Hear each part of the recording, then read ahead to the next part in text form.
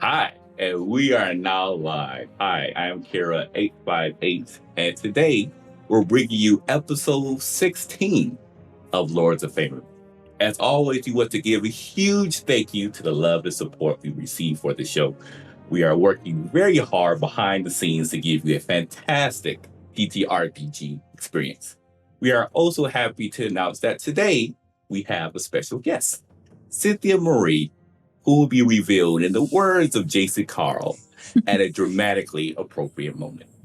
But first, on to our sponsors. We're proud to say that Lords of Faerun is officially sponsored by Die Hard Dice. Die Hard Dice is an incredible company that produces gorgeous dice and dice associated items such as dice scrolls, dice trays, dice bags, and more.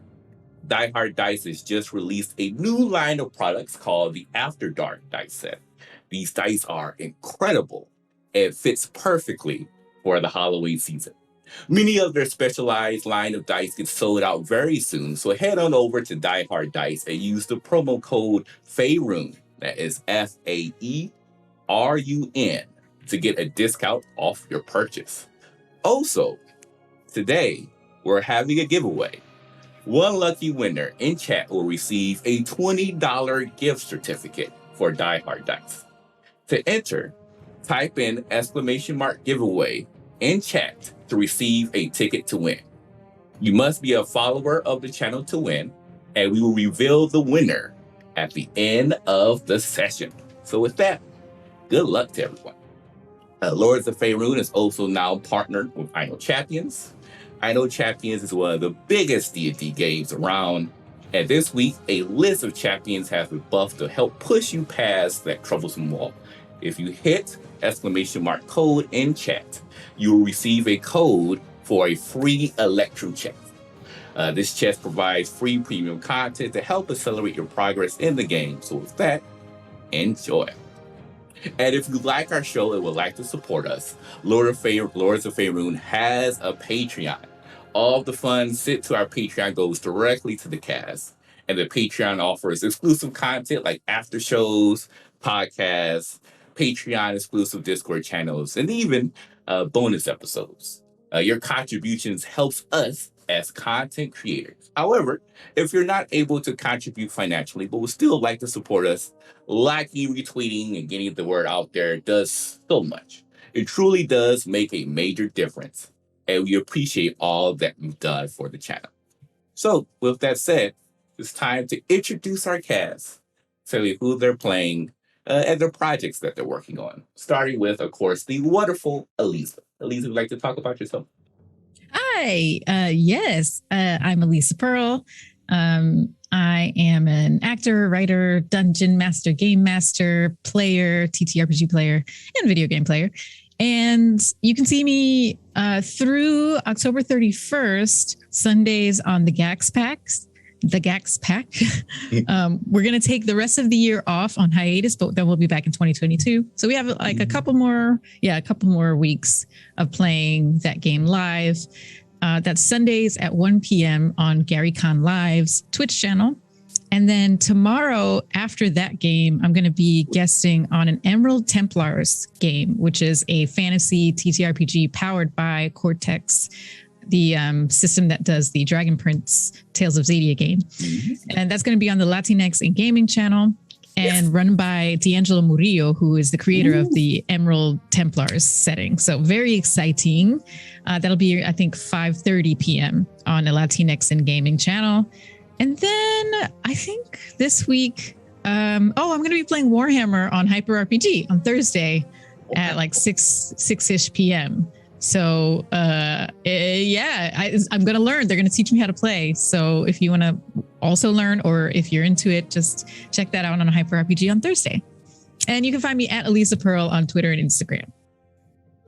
Yes, Warhammer has always scared the bejesus out of me because of how many like figures and things you need to be able to play. I'm just like, yeah, I get to just show up and everything's there, and they teach me. I was like, yep, I'll do that. That sounds fun. Perfect.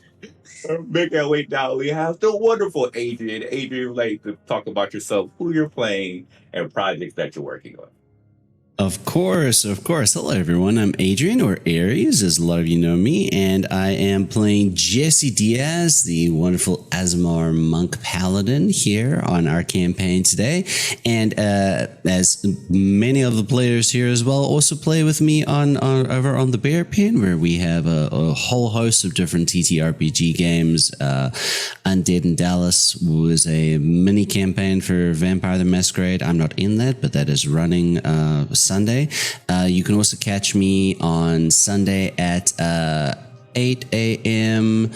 Pacific Standard Time for our Rage Across the Bayou. I'm playing Finn Aegis. There's a Werewolf the Apocalypse 20th Anniversary Edition game, and it is a heck of a lot of fun. Our storytellers are really, really cool for that. And super happy that Book 2 of Blood in the Bayou is going to be starting up again November 7th. You can see that. You can see episode 1 there. And this book, this season, if you will, is going to be very, very interesting. And there are a couple of people here that will be in that as well. And what else am I doing? Oh, yes, the most important thing being spooky month and all, I am running an SCP Halloween one-shots, and Ree and May shall be players on that game, and we are having our session 0 tomorrow, just because we're using the Fate system. And for those of you who have played Fate, it is a collaborative creation of characters and a lot of the world. So although I have the story outlined, a lot of the players will have a lot of input into it. So if you've never played Fate, play Fate. It's amazing. That's about all I have to say today. Oh yeah, the channel. The Bear Pen with an H at the end, because I used to live in Phnom Penh, Cambodia. So that's why it has an H at the end. Perfect. You can find Didn't know that. You can find the links in chat for both the channel as well as the Twitter. Make our way down. Of course, we have the wonderful Ree. Ree, you'd like to talk about yourself, who you're playing, and projects that you're working on. Of course. Hello, everyone. I am at Big Dude Ree on the Twitters.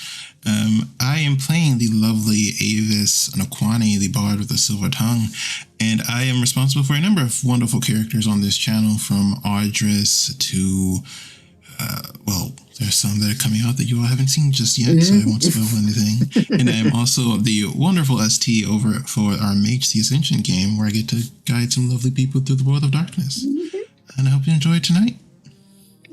It's going to be interesting. Yes. When does that start? It starts this Monday, which I'm definitely going to talk about. I'm so excited to talk about that campaign. I cannot wait. Exciting. Yes. Make our way down. We have the wonderful Melee Damage. You'd like to talk about yourself, who you're playing, and projects you're working on? Hi there. I am Melee Damage. You can find me on all the socials at whatever they are / Melee Damage. Let's see. On Mondays, you can catch me on a wonderful Sabbat game that I just picked up. Again, all of these channels. Easiest way is to follow me on the socials, because it's very hard for me to remember all of them and give you all of that information in the correct amount of time. Tuesdays, you can find me on a wonderful game called Outbreak Undead. That is for Hunters Entertainment, and it is wonderful. Rag and Bone campaign. Wednesdays, there is a wonderful game that Kira is DMing that I am a part of, called Gods of Color, and you should definitely check that out. On Thursdays, you can catch me on Mage the Ascension, DM'd by Big Gree. And I believe I'm joining up with the Bear Pen here, doing some this wonderful. I'm like Elisa in this aspect, with her learning these other games on stream. I will be learning this Fate system on stream and probably struggling through it terribly. So if you'd like to come laugh at me and my non-comprehension of very crunchy games, you should definitely come check that out. Do check out. We are releasing a short film for Halloween, a horror film that you can see some wonderful faces and that you'll recognize, including Bonnie Gordon and Quinn Sellers. And it was written by Knoxweather Ignatius Burf. So do check that out. You can find all the links to that on my social. Today, I will be playing Ice, who is a rogue Aasimar who is kind of a bit of a trash fire with a little bit of a drinking problem. But nonetheless, we love her. Well, I love her. You don't have to love her, and that's okay. But I love her. We all love her. We protect her at all costs. Make our way across. We have the every positive word in the dictionary. The perfect Diana. Would you like to talk about yourself when you're playing a project that you're working on? Hi, I'm Diana. I'm Super Dylan everywhere on the internet. You can find me here. You can find me on Mondays now. I will also be in this Mage the Ascension campaign that you can find on YouTube. And let's see, lots of things. You can find my games on both Drive-Thru RPG and Itch. Today, I've made all my games on Itch free for Free RPG Day. So if you look up Super Dylan on itch.io, you should download some free games. They are hopefully very cozy and silly. And then you can just find me on Twitter and I will yell at you about what I'm doing next. So that's all. With the blowhorn should be fantastic. And of course, we have the wonderful clients. The clients that would like to talk about yourself who you're playing or projects that you're working on. Hi, I am Glyza, a person with many, many hats. I am a podcast host, a writer, a TTRPG player. My podcast is called Classical Adventures for One, which is a podcast that delves into classic books and the impact that it has in all of media. I'm also working with different podcasters that will be voice acting on both Classical Adventures for One, where we will be exploring Poirot Investigates and Agatha Christie, as well as an audio drama that I'm working on involving Nightmares and Monsters, which is the first time I'm delving into horror fantasy. So keep an eye out on that. I'm really excited for where that's headed. As you can see, though, I am the TTRPG player today who plays a lot of different characters, most of them with secrets, but not all of them, I promise. These are the characters that are still happening. I'm excited, as Adrian mentioned, for Blood on the Bayou to come back, where I will play Michaela, the vampire with a secret, the obvious Toreador. Cynthia Baya, an immigrant in Cambodia who's also stuck there because of magic in Mekong Delta Blues. Also, I play a nerd with an obsession for dragons on an upcoming campaign with Kira here. I will also play a royal noble drow in the Bear Pen, a buff actor who's also a spy in a secret project. But I'm also manifesting that there will be season 2 of Lost Among the Fence. I'm not saying there will be season 2, but I am manifesting it because I want to play Richard, Ambrosia, and Cersei again. Don't take this as an announcement because there is no announcement. There have been no plans. I am manifesting it and praying on it. I love you. You're welcome. Anyway, you can find all of my links on bio.link/classical Glyza for the channels and the podcast. But really, follow me on Twitter because I'm really active on there. I post a lot of stuff. If you're expecting it to be just podcasts and TTRPG stuff, they'll be there, but I do a lot of shit posting and cat pictures as well. Today, I'll be playing Sloane Haradwraith, a changeling with all of her secrets revealed for sure. There are no more secrets, I promise, for real, for Sloane Haradwraith. For real. For real.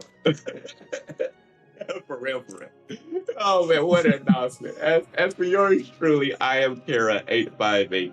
Of course, I'm playing Latreia here in Lords of Faerun. I play, we have, of course, Riverwood Academy, which comes in on Tuesday. So if you like a Harry Potter, more whimsical, magical vibe, definitely check us out there, which is on Tuesday, 6:30 p.m. Pacific Standard Time. We have our Mage the Ascension campaign. Our first episode is coming out this Monday exclusively on our YouTube channel, as they described. It was such a fantastic episode featuring individuals such as Melee Damage, Super Dylan, has Sharif Jackson, myself. It's such a great game. I cannot wait to show you all what we've been doing there. We also, of course, have Gods of Color, which is a D&D campaign where I'm DMing, a very homebrew world where the cast are demigods on the road to ascension. It features individuals such as Glyza, Melee Damage, Cynthia Marie, Brandy Rose, a couple other individuals. And it's, again, I'm so excited. So many campaigns that were coming out. I'm super excited for that. That should be coming out here relatively soon. And you will see some special guests, some well-known names coming in, also especially for that cast. Some I actually have not even told these individuals just yet. But nevertheless, yeah, and of course, we have a couple other campaigns coming in on the near horizon. So just stay tuned. Of course, follow our Twitter, which is, of course, TheKira858. You can also follow us on the Cookout TTRPGs, where if you just want exclusive TTRPG content. And yeah, that's it for yours truly.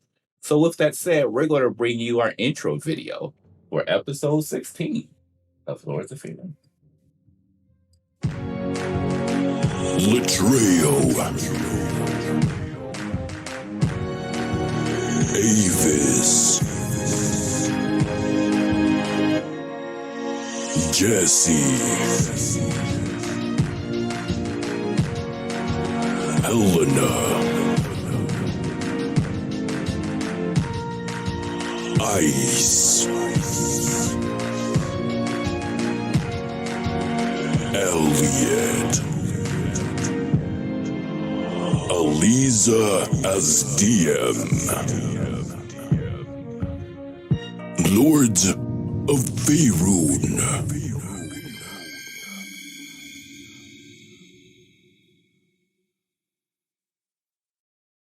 All right, and we are now back. So with that said, Elisa, take it away. Okay. Well, last week we had a bit of a divergence from our main story and our soon-to-be side mission to the Underdark. The party members had previously bought some special mushrooms from Zara the Mushroom Lady in the Drow city of Daggerfall, and they got to camp out in the woods and try them. And I know two of you were not there, but you will get a chance to try the mushrooms, of course, because if you purchase them, then they're yours to try. And they had a little bit of a divergence into the Feywild unexpectedly because of some of those mushrooms. While they were gone, Latreia and Avis witnessed from very far away the destruction of Castle Perilous by the Helfan Dragon Clan to the north. So knowing that that business has been taken care of, the task at hand seems much more easily attainable, going into the Underdark, knowing that some business has been taken care of up top. We pick back up with a quick, we're going to just touch base with the party and see what you all have procured and what you will bring with you, what type of equipment you're bringing with you on your trip down into the Underdark. I'm going to start with Jesse because I know you had already established you wanted to shop for a potion that in case you needed it for your large friends in the party to reduce, to get through small crevices, you would just maybe have this potion in your back pocket. You still want to go get that potion from Dr. Oh, yeah. I definitely want to go get that potion. Depending on how expensive it is, maybe get one or two because you never know. And maybe stop by the Zara, the mushroom seller, as well, because she might actually have. We had been in Underdark previously, and we'd heard about like they have special mushrooms there that can actually do the same thing, like make you smaller or bigger at need, and she might have those. Mm-hmm. Okay. So they're very close to each other, those two, Zara and Dandan, the soothsayer who makes custom potions. So let's say that you are in the Drow Castle, which was formerly a human queen's castle, but is now a Drow marketplace. And your first stop is the Mushroom Lady? Yeah, I can go see her first. Okay. So you're checking to see if she has mushroom. Let's see. Yeah. So the I can get the names for you in a moment here. The ones that make you grow bigger are called bigwigs, and the ones that make you smaller are called pygmyworts. Okay. Do you have a link to those? I do. Oh, great. This will actually help you out for a whole lot of Underdark mushroom thingies here. Lovely. Oh, yeah. I have that same link. So you say, oh, bigwigs. Got it. Okay. Yeah. Great. And then what are the small ones? Oh, pygmyworts. Pygmyworts, yeah. So, okay. You go to Zara and let's see.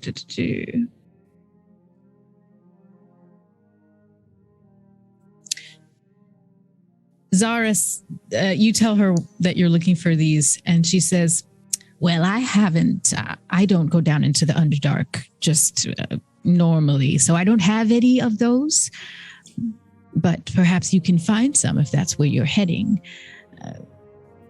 Hopefully, yeah. I mean, we just heard about him from a wonderful Svirfneblin fellow last time we were down there, but we weren't there for too long. But they sound really useful. Oh, by the way, the dangerous variety of the mushroom. So we can for sure tell you a couple of the effects. All right, I'm listening.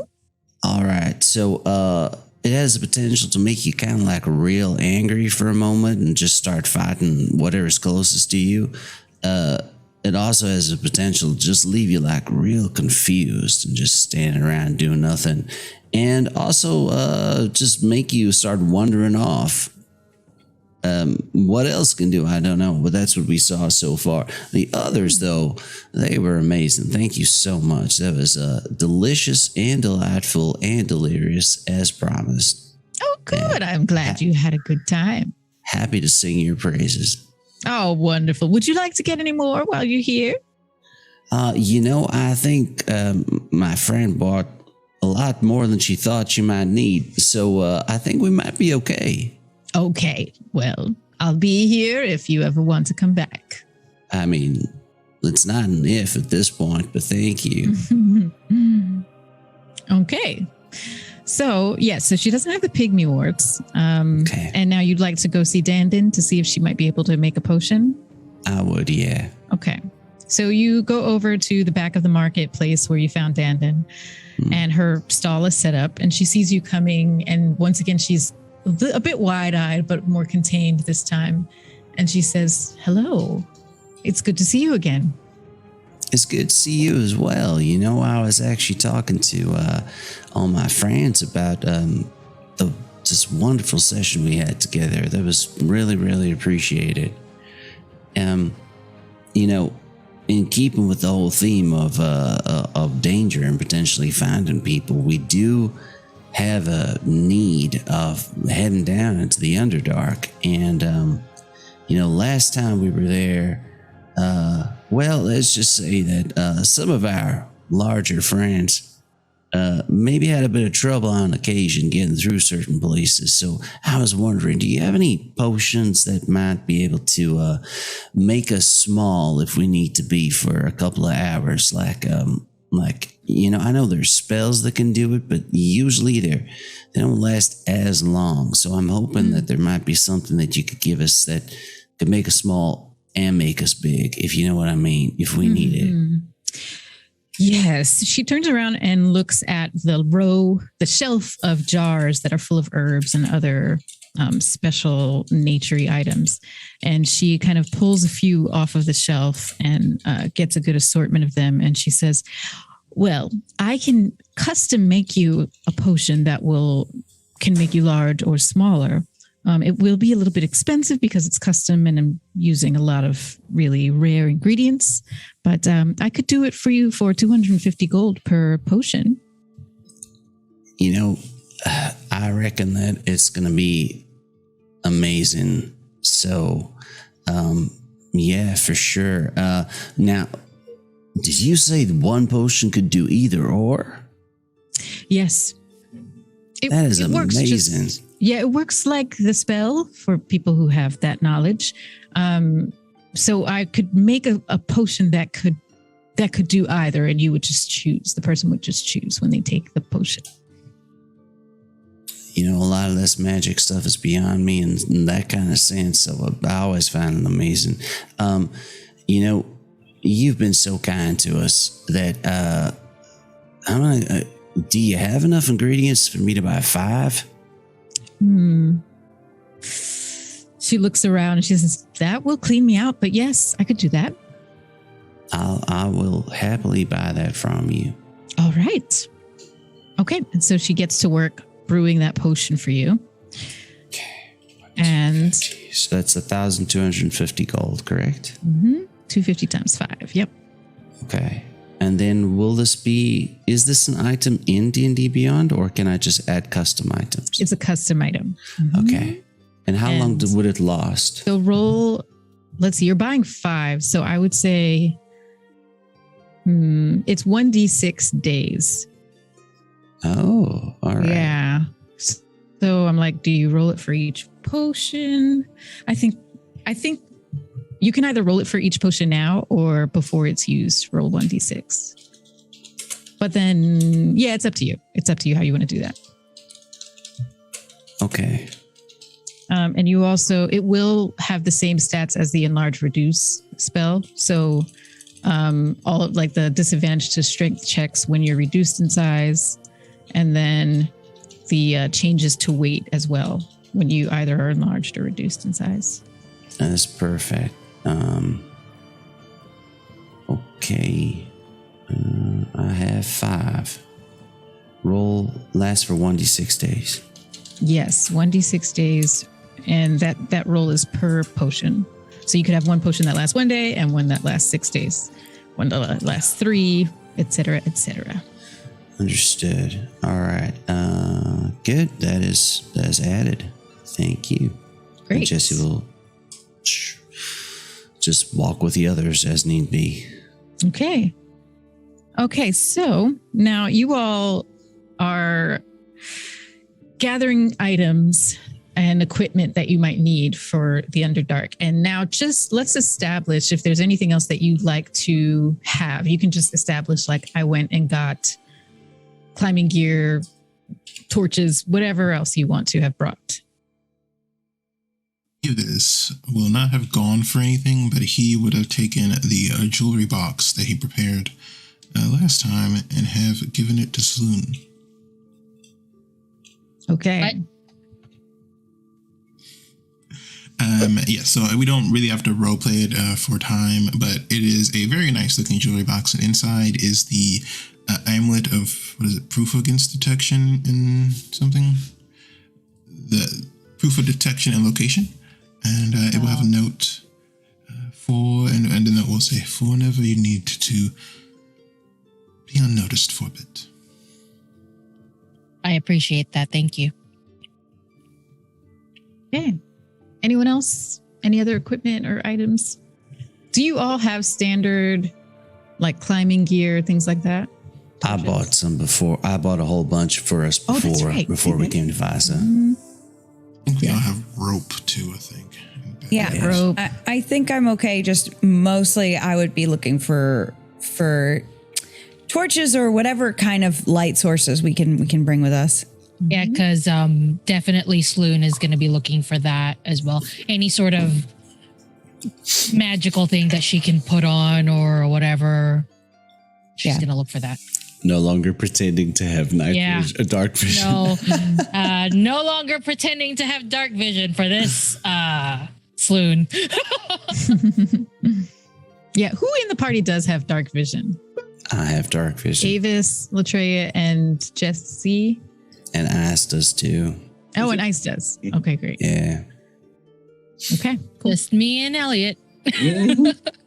The changelings. All right. Okay. So with that, Sedwin, the play uncle of Avis, who is a very elderly drow, surface-dwelling drow from Daggerfall, he and his attendants, his grandchildren, lead you into the forest. And I'm actually going to send you a little bit of music if you'd like to listen, get some ambience, little ambiance track.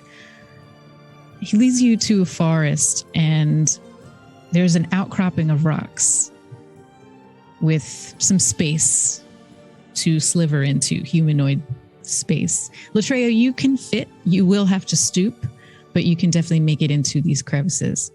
And Sedwin motions to them and says, "This is the way to the Underdark. We've covered it mostly with rocks to slow down anyone who wants to surprise us, but we keep it open because sometimes we do go and forage down there. This would be your best way back to this area as well, unless you find a different way to surface. Be safe, and we will pray to Elestrie on your behalf." And he Thank sends you. you on your way. All right. We should move slowly, and perhaps those who see naturally should go ahead. I will, if you don't mind, I will lead us. It's no mind at all. I can go scout ahead too if you like. Be very, very sneaky. I have gone unnoticed this whole time. No one has seen me. You don't know where I was. I watched you all do the magic mushrooms. You not know? Nice. Where'd you come from? That's very good. You do that all the time, so right. I think I'm used to it. And Avis will cast dancing light, creating 3 purple balls of light that will follow behind him, equally distanced so people can see. Okay. What order are you going to be entering this crevice in? Ooh. If Avis is going to the front, I think Latreia will be in the back because I can't see the others being able to look past him if he's out in the front of the group. So they're probably in the back. Yeah. And I will stay with Latreia. I will follow right behind Avis. Yeah, I'll be there. I guess in the middle, I suppose. So Depends on how big the space is, I guess. The space is quite narrow, so you're. If you imagine it is kind of like a very oblong triangular shape. At the top, it gets narrower, but towards the bottom, it gets wider to at most about 2 feet. So if you were to crawl on all fours, you could get through pretty easily. If you were to stand and you were a maybe like 5-foot humanoid, you would have to go sideways probably because it gets narrower at the top. For me, who is 9 feet 5, it's just called like, well, I would just go to the You side.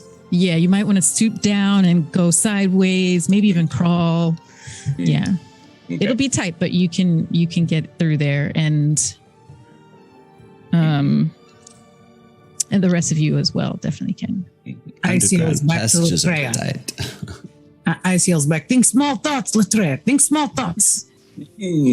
Not possible, but I would try. And he kind of like make himself as tiny as he can, and then just try to like squeeze his way through these tight crevices and says, "This is why I like the forest." And they make their way through as best as they can. Come on there, big fella. You pretended like you were a tree so well. Just pretend you're a pebble. A tree, I can a pebble. Is that acting? You know, Is that it's acting real. too? That is acting it too, is my acting. friend. But a pebble with legs, so you can walk and crawl. Jesse, metaphor is getting away from you. Well, I will if you try. prefer, I could turn you into a cat. No, Yes. I think acting is better than a cat. No offense to cats. When Latreia said no, Sloon loudly says yes at the same time, just because she wants to see a cat. Oh, okay. Whatever. Why? Why? Soon, when we leave the Underdark, we can get you a cat. Oh, Much easier. that makes sense. I think I can take care of a cat. I cannot take care of plants, though. They seem to die easily around me. It's Maybe because they don't meow when they're hungry, so I forget to feed them. Water and sunlight is about all they need. But yeah, it can be tricky. It is quite impressive. But, Yeah, I killed like 3 succulents before, which is really, I think, like. Wait, hold really on. good. How did you do that? I don't know. It's. I think. Succulents, they literally like grow out of dirt and rocks. And it's like. I think I can take care of a cat, though, right? You could totally take care of a cat. I truly believe in you. Well, Thank you. Tree Bush is alive. So Well, Treebush can talk, so when he's hungry, he just tells me he's hungry, and I can do stuff. well, hang out with Jackson a little bit more. He's almost at the point of being able to learn that talk to animals spell. So give him some time. So which one of us is going to have to babysit the cat?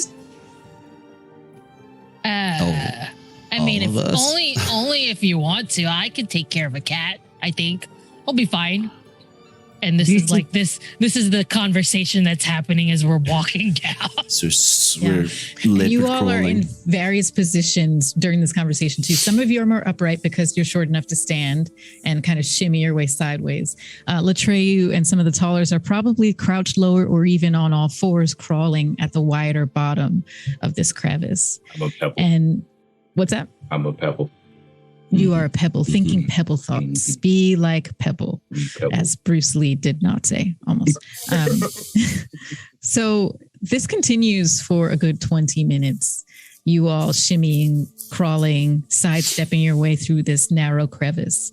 And of course, the darkness closing in around you with the purple glowing lights cast by Avis staving off complete darkness. And as you continue down, Avis being in the front, you are the first to notice when the crevice starts to widen into a tunnel that points downward in a gentle slope. Be careful. It is going to start sloping here in a moment. And I would really appreciate no one falling. It would be very unpleasant to have you twist an ankle. This is good advice. I will keep an eye out. I'll pop out the wings if need be, if we got enough space. So How big we'll is see the how it goes. How big is the crevice? So the crevice is now widening out to what looks like a tunnel that's pointing downward, and it's about 10 feet wide and about 8.5 to 9 feet tall. So I could just Would jump I- down, right? So you can what? I could just jump down there, right? Yeah, you could. You do have dark vision, so you can see that further down. It just keeps going down. It seems like a nice soft slope. Would I be able to just make a bit of a perception check just to see about just based on hearing? Really, I just want to see if I can hear anything sort of echoing off the tunnels and caverns and stuff. Yeah, go ahead and roll perception. All right.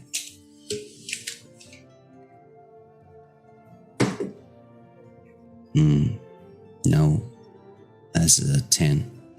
Okay. Yeah, you can't really tell what is past what you can see. So you can just see that this tunnel is sloping downwards for about 50 feet, and then you can't tell which way it goes. That it kind of drops out of your view. Might Ice be able to stealth ahead, just to see what she can see, perhaps a little farther down the dark, without so much noise of a crowd? Sure. Mm-hmm.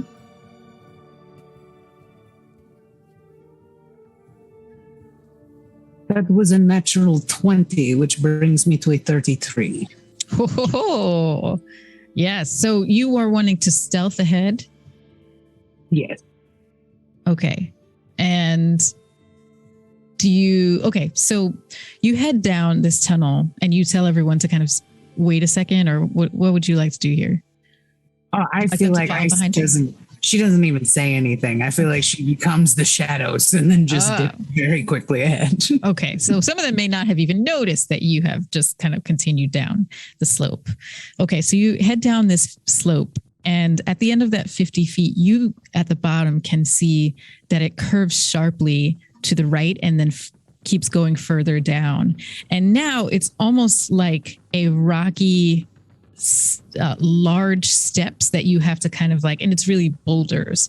So rocky boulders that you have to kind of climb down each one as if they were steps on each side. And it just keeps going even more steeply downward. Do I hear anything further ahead? No, you don't hear anything. Well, actually, with that 33, you do. Well, your 33 was in stealth. No, you don't hear anything else.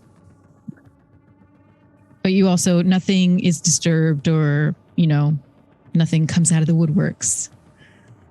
So she will just scout ahead far enough that she can kind of like still see a group behind her a little ways, and she'll only stay that far in front so that she doesn't lose them. Okay, great. And do the rest of you continue down? Mm-hmm. Okay. So you get to the bottom. Oh, go ahead. Oh, sorry. As we continue down, as we get closer to wherever the bottom may be, I would like to cast Pass Without a Trace on our group. Great.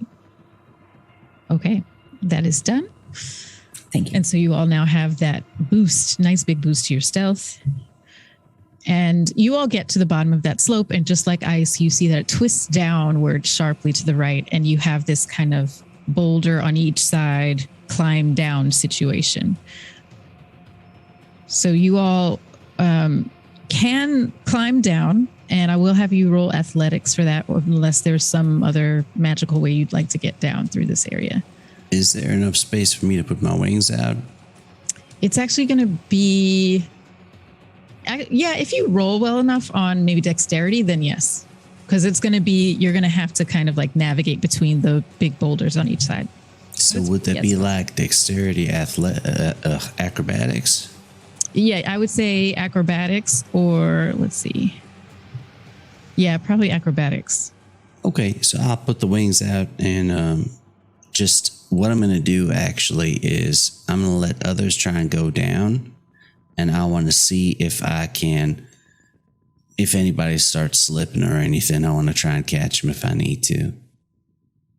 I am going to use my winged boots, by the way, to just sort of fly down. And I'm also going to ritually cast my invisible for an hour. So I'm gone. Same thing with the winged boots. Roll acrobatics just to see if you can navigate these boulders well. And the rest of you can do either strength for climbing down, or athletics for climbing down, or acrobatics. All right. I got a 21. All right. So yeah, you're able to get your wings out, and kind of, you do have to do some kind of shifting around to get around the boulders, but you are able to make enough space. Okay. 20. Yeah, 20. 25 for me. Whoo, Latreyu, you really are thinking like a pebble.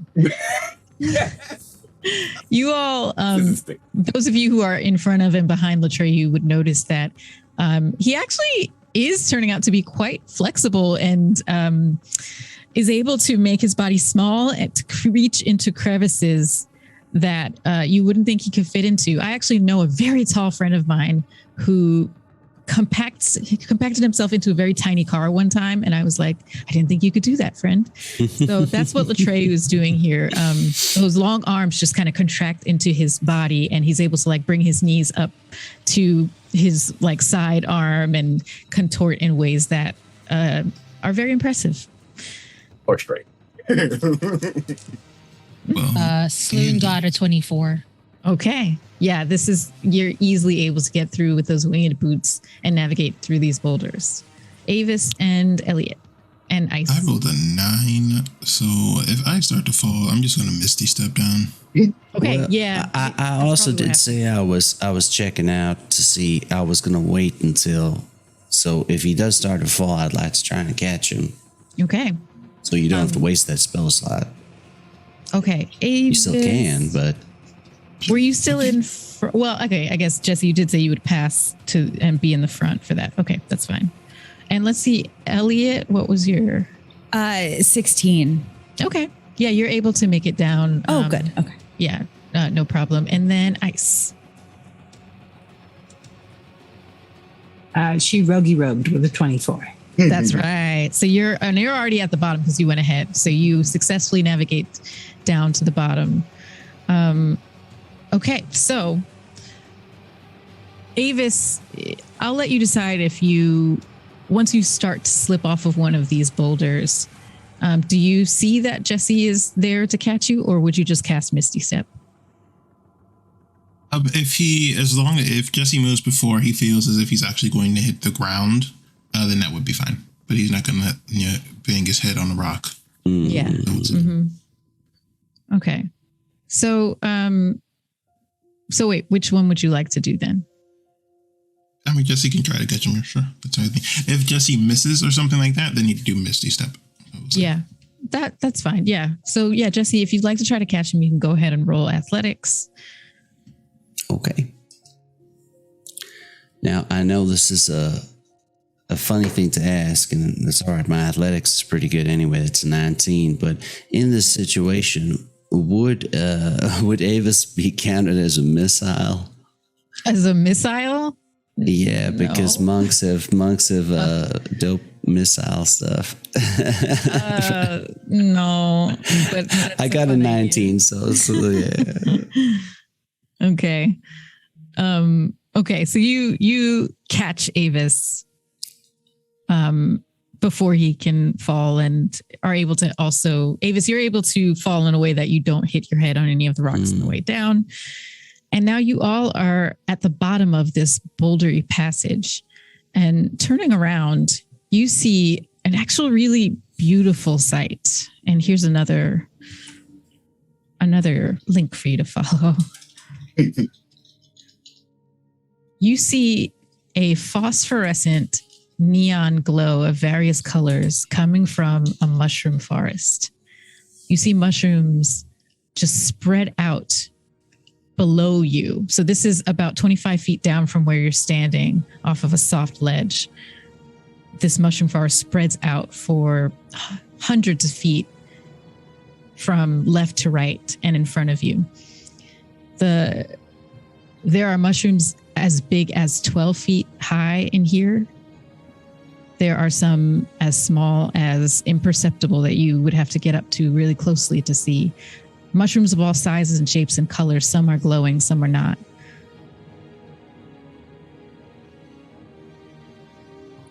There isn't any specific, well, actually, if you'd like to roll to look for a passageway or a trail, you absolutely can. Question, do any of these mushrooms look like the ones we ate? That's what I was thinking. About to ask, can we eat these mushrooms? Go ahead and roll investigation. Thank you. I would like to do the same if I may. Okay. And are you just doing kind of a survey from where you're standing, or are you going to get into the forest? A natural 20 plus 1. Ooh. Okay. I'm actually just gonna be. Could I make my perception, because I'm scanning the mushrooms specifically for things like what I know, the big wigs and the pygmy warts and stuff, just in case. You never that's know. right. Yeah, absolutely. 25 on your investigation, looking for those special mushrooms. Great. Ice, what did you get? 22. These are all my good skills that I'm rolling right now. I'm so happy. I got a 12, so no. Okay. Sloon is gonna going to investigate for like a passageway to go through while they're doing that. Because she has pounds and pounds of mushroom. She doesn't need more. All right. Yeah, go ahead and roll to look for some type of trail or which way to go through this forest. And then, I'm sorry, Ice, what was your result on looking for mushrooms? 22. 22. Okay. And that was investigation? Okay, cool. And then Jesse got 12 on perception. 12, yeah. And then is anyone else going to be doing just a general perception or investigation here? Most like not for the mushrooms, but for like a way to travel per se. Like what we said. All right, let me know what you get. All right. I rolled a 1 looking for a way out of this place. Okay. Yeah. Was that a perception or investigation? Investigation. Sorry. Go ahead. Probably. They're the same. So. All right. Okay. So either way, Avis. Okay. Avis. Actually, Latre, let me know what you got first. 15. Okay. All right. So Avis, you think you see a trail through the forest. And so you start to head down towards it. And because your friends rolled so well, I'm going to say that they see this before you do, but you're about to step towards something. Elliot, Latreu, and Ice, and Sloon, everyone who rolled like those, basically 16 and higher, you will see this. You see that Avis is about to step into a small patch of small mushrooms with orange and red stripes on their caps. And those of you who rolled 20 and above will see that there are also bones of animals and humanoids all around this patch of orange and red striped mushrooms. As I see him do this, I'm going to try to fly toward him and just sort of pull him back. Okay. So Avis, you did roll a 1. So you got the warning to not keep walking. But I will say, because you rolled the 1, you do walk a bit too close to these mushrooms. So go ahead and roll your, you're going to do a con save, DC 14. And then 13. I will address the rest of you. You also, I know you were looking for other things, so we'll address that in a second. You got what? 13. Ooh, okay. So unfortunately, that is not enough. And what does this? 1 second.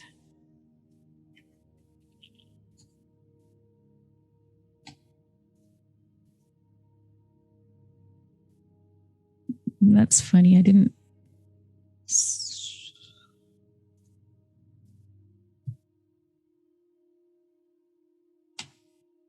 Oh, interesting.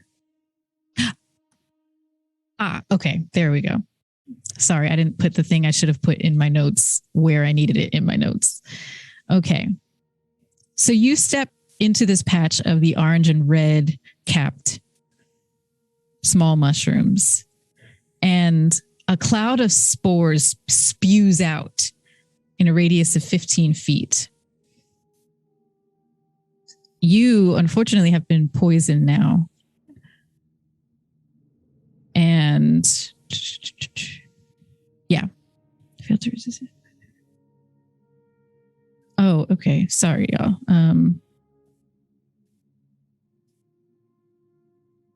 So you all see this these spores kind of surround Avis all of a sudden. And your warnings are not quite quick enough for him to avoid this. Avis, go ahead and... Oh, sorry, y'all. I thought did any of my observant, like my investigation, reveal what kind of effect these mushrooms would have on someone? Sure. Yeah. So you know that this is to mask, and it is it basically confuses people. It gives you the effects of a confusion spell. Okay. Sorry, I can't help you, Avis. So So is Jesse still? Is Avis still in this patch of mushrooms? Or does somebody now pull him back? Yes. So hold on. Hold on 1 second, y'all. Okay. I'm sorry. I had to look something up. No problem. Okay. So it's actually, yeah. So I'm going to roll a D10. Okay. Oh, okay. Well, Avis, you know what? This is because of that lucky roll I just did for you. And we can say because your friend gave you that warning, you actually are able to shrug off the poisonous effect of you don't have the confusion that normally would happen with this spell. Which you all would know that there is a high chance that some strange effects could happen. Basically, Diana, you would know this. Elliot, you would know this with your high roll, your high investigation roll. But sometimes people are able to shrug off the poison. And Avis, you're able to shrug off that poison. And you can act and move normally. So yes, if anyone would like to, Avis, if you'd like to step out or if someone would like to pull him out. I do have a question. Yes. Because I said I flew to him and pulled him back. Mm-hmm. Do I get affected by the plume of spores? Whatever. Yeah, if you're gonna get close enough to pull him out, you would be in the spores as well. Do you wanna? Yeah, because I said before he stepped on it that I was gonna go fly towards him and pull him back. So I was probably there when he stepped on it. So go ahead and roll your con save, DC 14.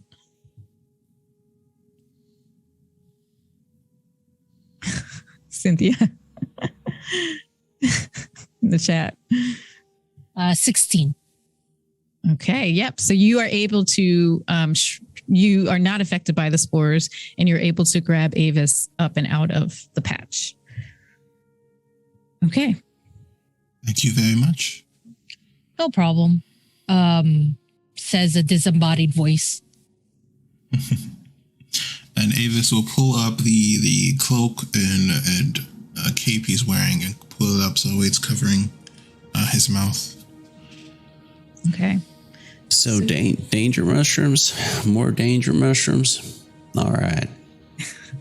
Okay. The dangerous one we like, apparently. So going back to those rolls for looking for different types of mushrooms, looking for various trails. So Elliot and Ice, you both do a little bit of walking around into, this side of the forest, and go ahead and roll, both of you roll a D6 and let me know what you get.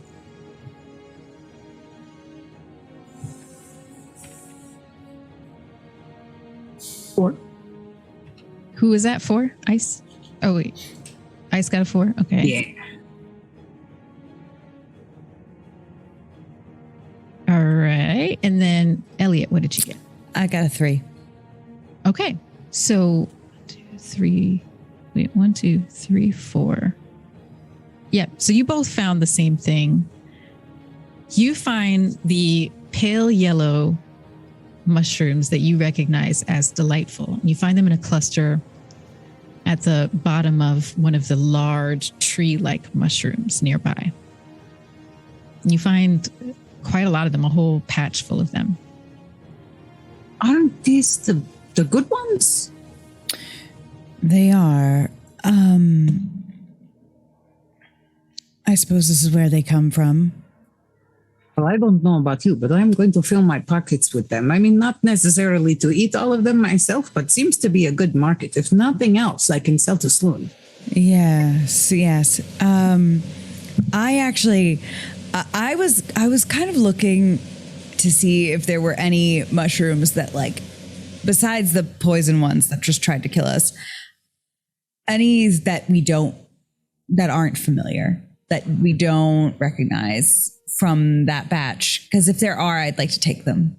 Got it. All right. So here's what you find. You find two other mushrooms catch your eye. You see one type of mushroom that is shaped like a human tongue that is unfamiliar to you. And then you see another batch of mushrooms, and these are kind of in little groups all over the forest floor. They are 1 to 2 foot tall mushrooms with a top that looks kind of like a mottled orange, red, and yellow on top. I would like to carefully take as much of it as I can. Of which one? Of the tall one. Okay. The 1 to 2 foot one? Yes. All right. Okay. So go ahead and roll a d6. Okay. 2. Okay. How many of these would you like to grab? I would say one. Okay, then you're good. You're able to chop this at the base of the stalk, so you preserve a lot of it. And if anyone has identify, which I think Avis might have identify, you can find out what this is and what it does. But for now, you just see this cool looking mushroom that you now have.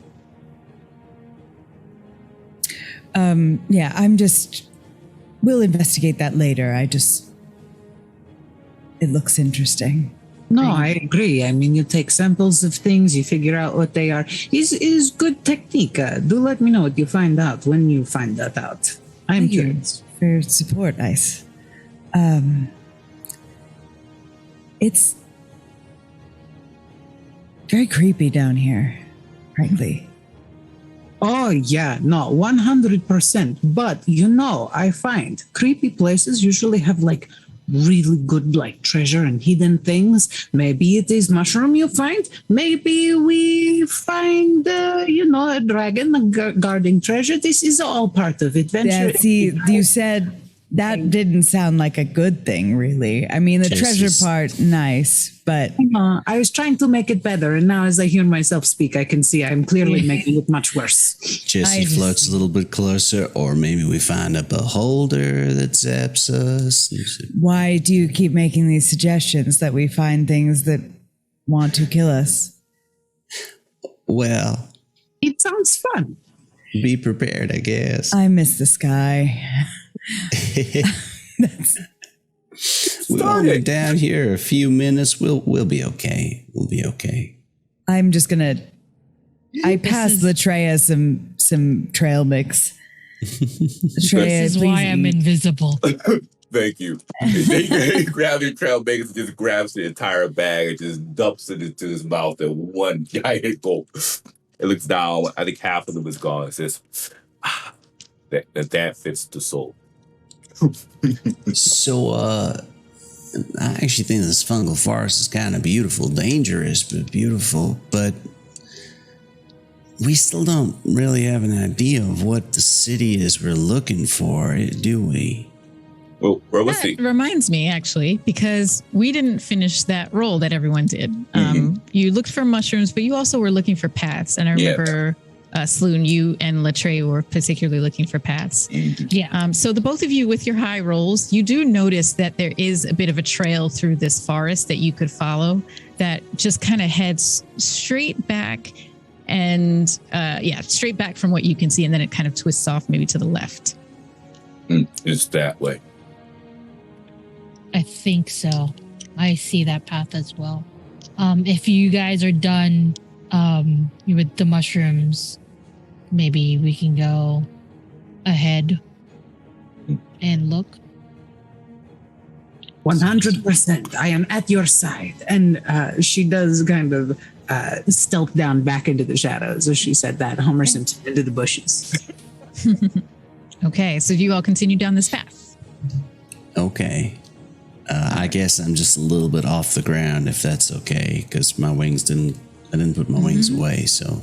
Yeah, and before you all left, you probably would have consulted with Sedgwin and his attendants, the other drow folk up top, about where to look, about, if they know anything about the drow that came up from this area and invaded them so many years ago.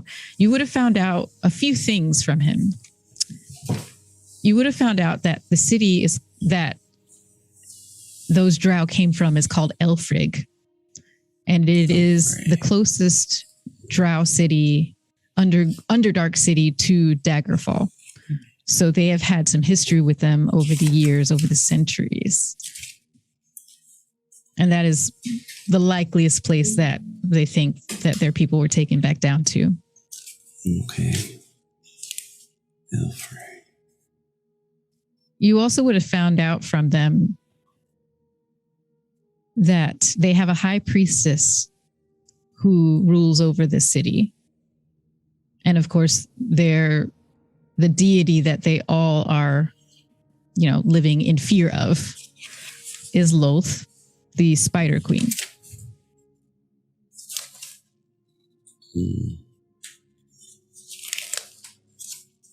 Okay. I don't mean to sound impatient or rude, but perhaps we should continue our journey. And Yes. Ice remembering back to hearing something about the Spider Queen. She will pay very good attention up towards the ceiling and keep her eyes up there to make sure nothing literally gets the drop on them. Okay, great. So you all continue down this path through the forest, and it does swerve off to the left, deeper into the forest, until you reach another wall of the cavern and another tunnel. And this tunnel now slopes down again for a time. And just to move things forward, I'll say you all go down this cavern, and there are lots of twists and turns. And when you get to the bottom of it, after some time, you pass through another smaller tunnel. You probably all have to get on all fours to get through this one for about 10 feet. And then you enter into a very large cavern and see the city of Elfrig, the Underdark city of Elfrig. So splayed out before you in this massive cavern that's about half a mile in all directions, 500 feet high, is this Underdark city. So you see the bustling city of these dark elves splayed out in front of you. Phosphorescent lights coming from some of the buildings and the timber that they use, the mushroom timber that they use that's phosphorescent. No one looks up and sees you. You're in a place that's fairly hidden. But you are looking down on the city right now. We should still be covered with Pass Without a Trace as well. Hopefully. Jesse will definitely put his wings away as we get closer because, they're, for those of you who might be joining us for the first time, they're more like the wings you'd see on the angels in Diablo. So they're sort of like luminescent and sort of glowing and not super feathery, as we're more like energy kind of wings. As Jesse put those away, I says, yes, you put those away with this deep-seated wing envy that she has. From where we're standing, do I see either do I see my mother or do I see like an area where prisoners would be? You see, here's what you see just from where you're standing. Walking throughout the city, you do see groups of different types of people. You see some warriors, you see some dark elf commoners. You see some nobles that have groups of their servants, their slaves following behind them. You also see towards the center of this large cavern of a city, a palace, which Avis, you would probably piece together from, your own knowledge as a drow, but also from info that Cedrin gave you, that this is where the high priestess lives.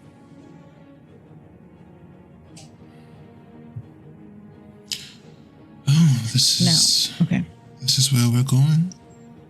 It's not too late to turn back if you like. Betrayal looks at Avis, shakes his head, and just hops off. He makes a point. We are your best bet.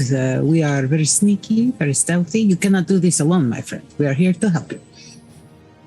Exactly. Wouldn't come all this way without trying first, right? Yeah, you're not getting rid of me.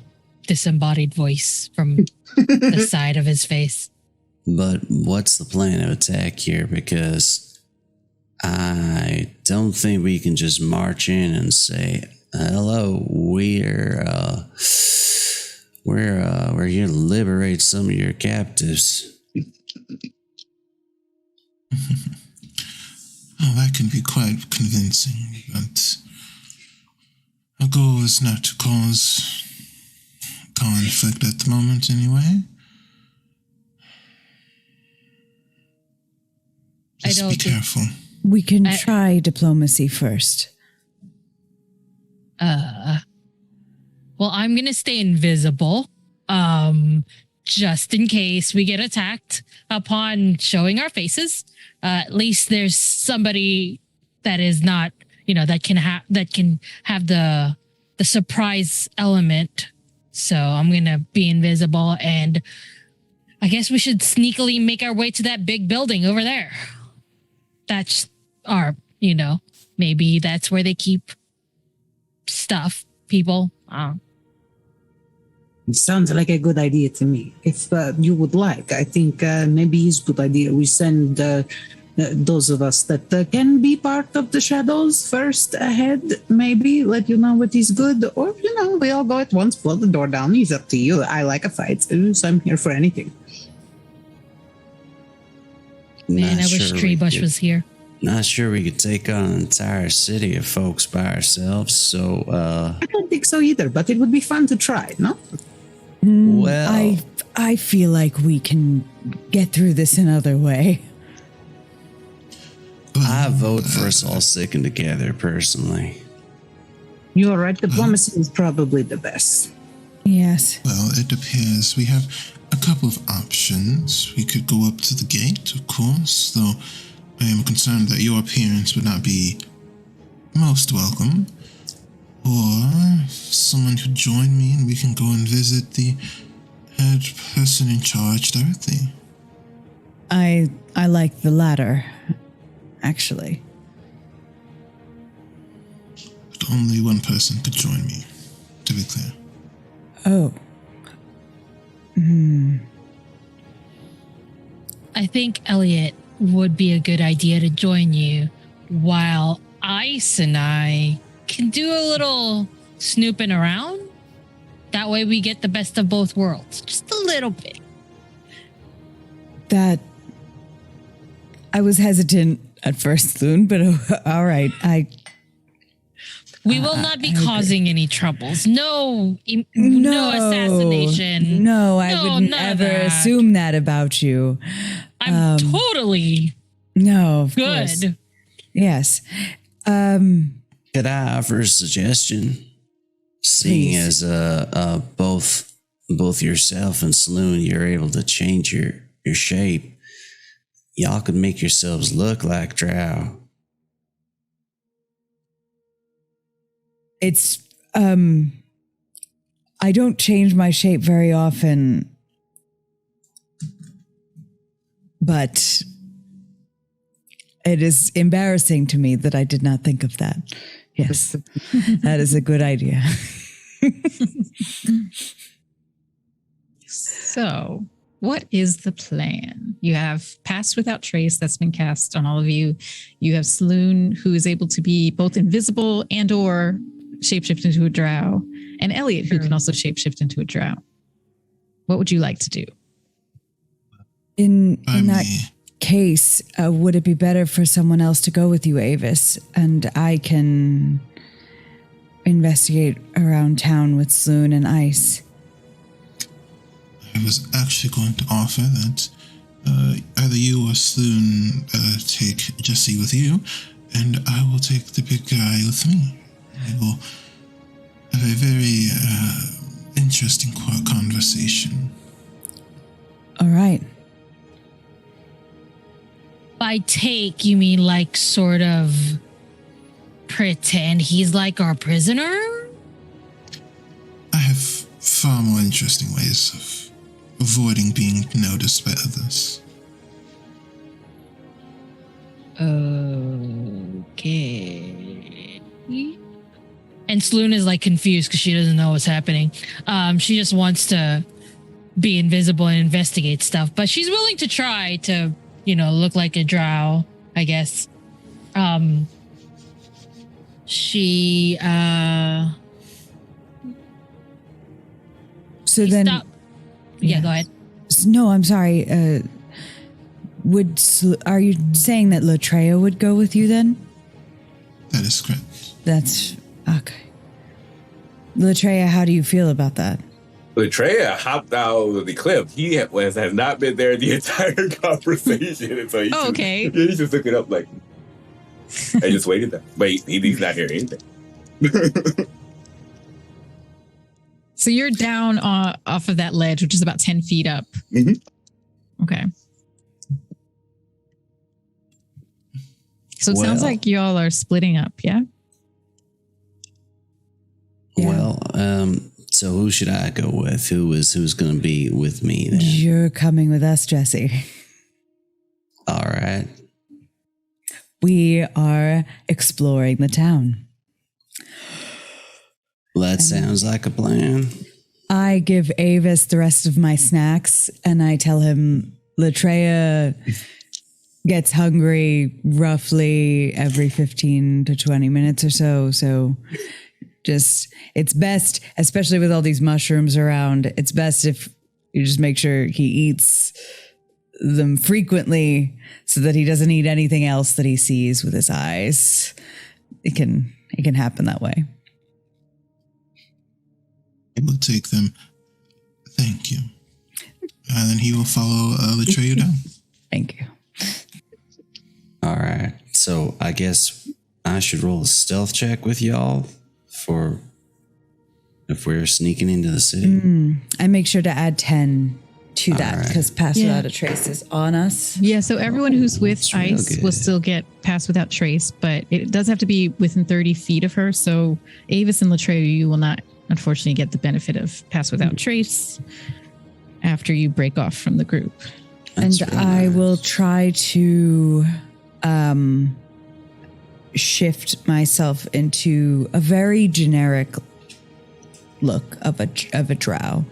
I would try not to have any like features that are very striking or to be too attractive. I don't want to draw any attention. So just as very humble looking drow. Okay. Generic draw number 7. And you what? Avis? From the 7. Yes. from Skyrim. Oh. I got a 29 for my stealth check. Great. So, yeah, let's follow the stealth crew. Where are you all trying to go? Where would you like to go? There's a road directly underneath you. It's kind of actually more like a back alley type of road. There are what looks like small residences that it goes behind, going parallel to the wall that is behind you, the cavern wall. You could also make your way to a main road that leads down towards the palace. There's other small like shops and residencies and things just all in front of you. Latreia, you're standing in that kind of back alley area behind what looks like a residence. So where would the four of you, the stealthy crew, like to go first?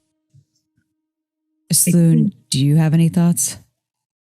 In response, Sloon reappears, turns uninvisible, and in their place is a drow, a generic drow as well. Just like, I don't know, really. We just walk to that big thing and just sort of see, that high priestess place and sort of see if do we even know what Avis's mom looks like. I reckon we just look for a real pretty woman who kind of looks like Avis. Aye, sounds like a plan. I think a smart idea would be, though, to stick to the back alley as much as we can. I think we should still head towards the palace, but only use main streets if absolutely necessary. Yes. Agreed. Okay. All All right. right. Are we going to circle left or right? Right feels luckier. Yeah. All right. Let's do the right one. As we are walking, I want to focus on trying to just hear more than see. I want to hear, like, I don't know, chatter, see if I can pick up anything that might feel pertinent or relevant just in like town folk gossip and stuff like that. Yeah. Okay. So as you all are passing through this alleyway, staying off the main street, but heading towards the palace, Elliot, with your kind of listening and actually go ahead and roll your perception. See what you pick up.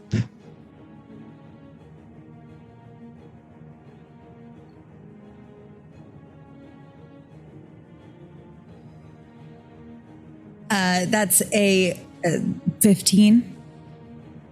Okay.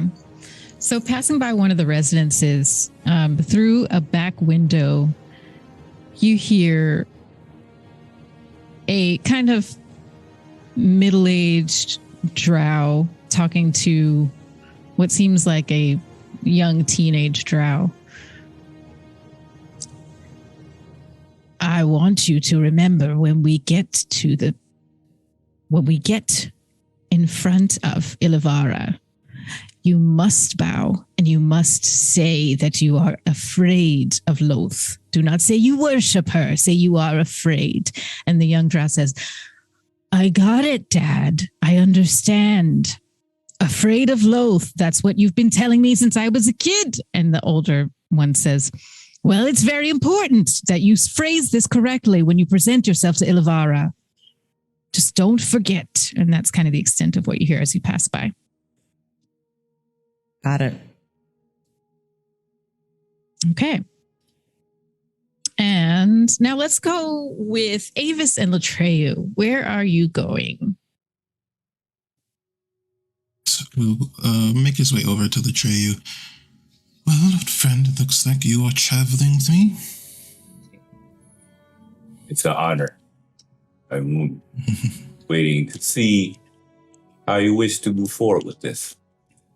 I feel like we were in similar roles, but different circumstances. So I'm curious to see what steps you take versus the steps that I took. Well, I've never been one for subtlety, no matter what the Hydrates wanted to say. I prefer to be the center of attention. But there is something. There's something I wish to ask of you, a favor, so to speak. If you go in here and my mother is with them, I need for you to guarantee that you will take care of her safety first. You have my word. Perfect. And, Dungeon Master, how far away from the palace would you say we are at the moment? You are probably about a quarter of a mile. I have no idea what that is in feet. Okay, so it's probably like a 15-minute walk. Okay. Well, shall we? Yeah, I'll 10, 15-minute walk. He will offer his hand to Latreu. He'll grab it. I mean, his hands would most likely dwarf Avis's, but he'll grab it. Just, by the way, what does your mother look like? Or last time you were seeing her? She looks like a much more beautiful version of myself, naturally. A bit shorter, but very athletic. So Lady Avis with the tongue. And he will cast Dimension Door and will aim to land on a rooftop that is 500 feet away from where they are at the moment. So I don't know. Great. So yeah, a quarter mile. I think you could probably just get over to where you're going.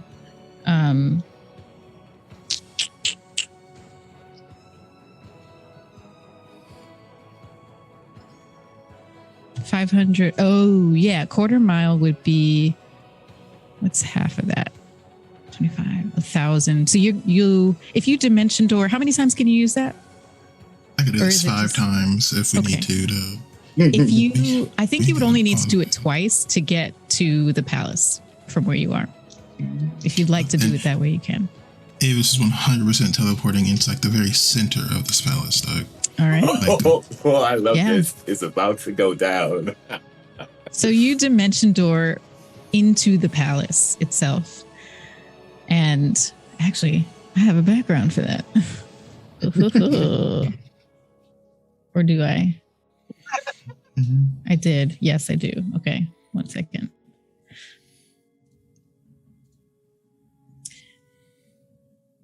You dimension door into this palace. Actually, there's a better background for this. Sorry. That one's better. Okay. And go ahead and roll a stealth to see if anyone sees you. All right. Both of you. Yeah. I think that's a +3 for me. Yes. Natural 20 for 23. Okay. I rolled a 9. Somehow, This is not worried about stealth. because of the orientation of where you appear in the castle, Latreyu, you are behind a pillar where you appear, but Avis, you are just inside the hallway, and 2 guards are walking down the street and see you appear, and they just draw their weapons. You, what are you doing? What are you doing in here? That is so rude of you. I've come to meet your matriarch or priestess or whoever. Do you have to greet everyone with weapons drawn? Surely our words can be much more appropriate. We've had plenty of knowledge of mages who just appear in places without welcome. We know your kind. Shouldn't you have done something to prevent me from doing it then? I feel like relying on stopping me once I'm here is a bit pointless. Okay, that's enough out of you. And they're gonna start to grab you and put your arms behind you and kind of take you into custody. Betrayal will look towards Avis to see if they want him to step in, or is this part of the plan? Well, I suppose your rudeness can be ignored this time. As long as you take me to where I need to go, there's nothing at all to worry about. Okay. So if you're letting them do this, yeah, they're going to take you. And Latreyu, are you still going to hide behind the pillar? They're going to, I think, from what he's understanding from Avis's plan, is that Maitreya is going to stealth his way through and follow suit, perhaps, where they're heading off to, what it seems like. So yeah, they're going to Metal Gear Solid, put a box over their head, a 9'5" box. and across. Okay. So they start to cart you off, walking you back the way that they were coming down the hallway, deeper into the castle. You pass by. Actually, I'm not even going to have you make a roll for this because you would notice. You pass by what looks like the throne room, and the doors are open, and you see that there is a very tall for a drow, maybe like 5'8" woman dressed in all black with a priestess's headdress, sitting on a throne, receiving people. And there are 2 guards standing on either side of her. Go ahead and roll history, Avis. I would also take whatever is the highest of these: history, perception, investigation. 12. Yeah, and it would have been investigation. Yeah, investigation and history are the same for me. Okay. What if it's insight? I'm sorry, I should have given you that as an option too. Insight would make it a 17. Yeah. You even though it's far away, you see that one of the guards looks very familiar. And just in that instant, you pass by that doorway, you're taken off. And they take you down a spiral staircase and throw you into he's going to cast Misty Step. All right. Where would you like to go? He's going back into the room. These people have already served their usefulness to him, so he's leaving. You cast Misty Step, and the guards are like, "Whoa! Where did it go?" You appear in that throne room, and you hear Ilivara, the high priestess, saying, "We will consider your request, but for now, you must leave my presence because the sight of you is sickening to my soul." And the people that she's receiving turn towards you, towards the back, and start to walk out. And Ilivara sees you and says, "Next, Cynthia, go ahead and roll insight."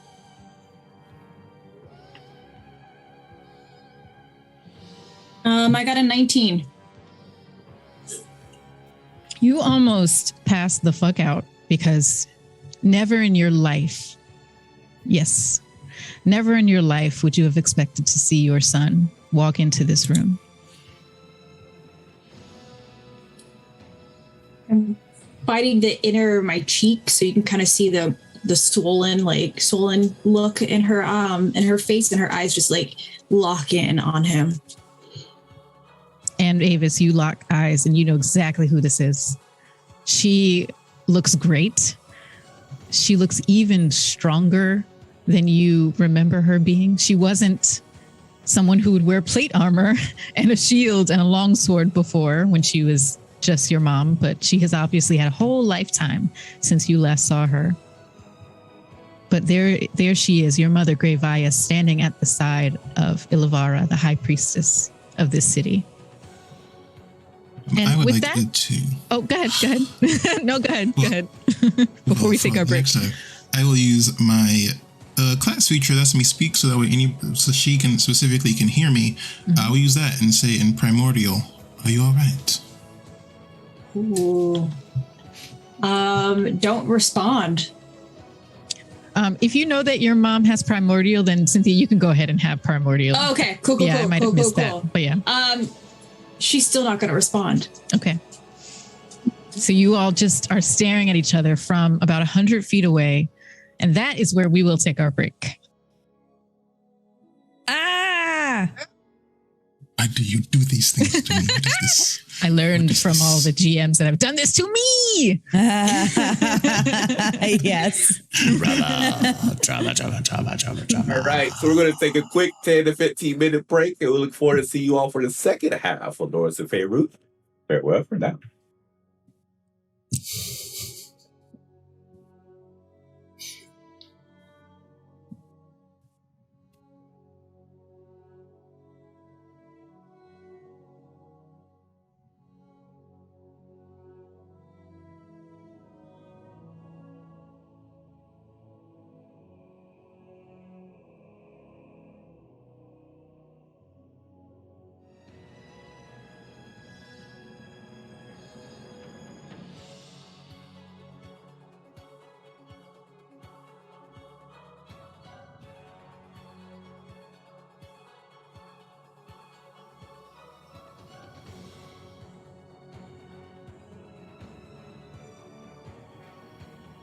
All right, and we are now back for the second half of Lords of Faerun.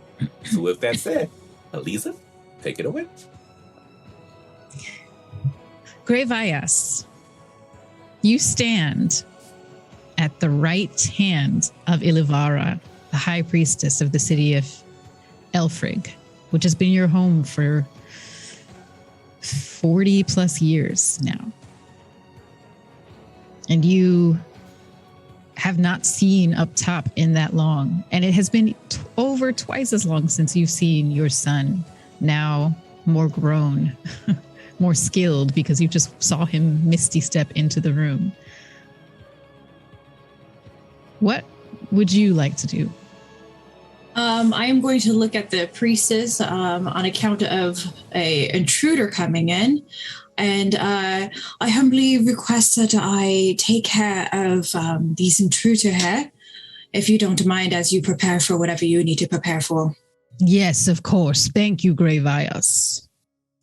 And I see another intruder at the door. In that moment, Latreyu, you step forward. And there are 2 guards at the door as well. So they stop you. And Ilivara kind of points to you. Take care of that one as well, Gravias. On her command, I actually hold my hand out pretty quickly, and I'm going to use hold person. Yeah, hold person on Latreya. Okay. What is the save? Target must succeed on a wisdom saving throw or be paralyzed for the duration. Okay. It's 11 or higher. 11 on higher. All right. Wisdom is good for me. But yep, because I'm perception based. So that's.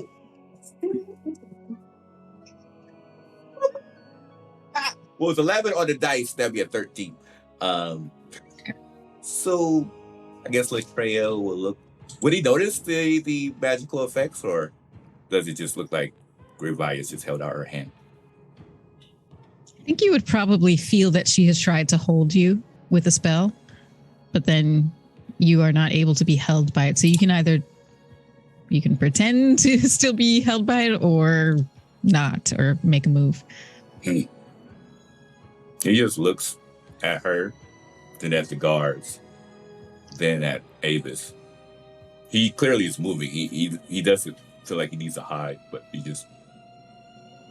Avis. So I'm just going to back in both of them to follow me. Okay. And where are you going? Where would you like them to follow you to? I'm going to lead them as far away from the priestess as possible. Wherever, like kind of a dark corner, kind of looking like I'm going to take them into like a prison holding cell sort of situation to make it appear as if everything I'm doing is following protocol. Mm-hmm. So those 2 guards who are at the door will part their swords to let you through back out that same entrance. And Avis, if you are following behind her, then you and Latreyu are also escorted by 2 more guards who flank. Gravias, you know this is the protocol, that you're going to have other warriors here who are going to assist you in escorting prisoners. But you are, you have higher station than them. Mm-hmm. So I'm gonna turn to Avis. What is it that you have here? What business do you have here?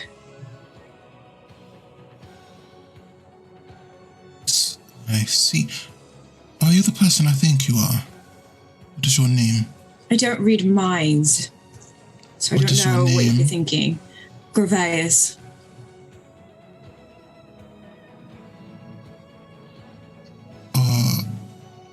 Are you my mother? I have no idea what you're speaking of, and I wouldn't use that word around here lightly. Come with me. I'm going to keep leading down. I'm going to try to give a command to the other guards to kind of like leave me alone with this person. And I'm going to try to open one of the gates as if I'm going to put him in a holding cell. Yeah. So the guards are saying, are you sure, miss? You sure, ma'am? Yes, I'm always sure. Why would you question my authority? I'm sorry. I'm so sorry. And they turn and go back up the way they came. So now you are alone with Latreya and Avis. We have about 2 minutes before everybody comes swarming in here. Yes, I am your mother, but you cannot be running around saying such things. My boy, you've grown so much.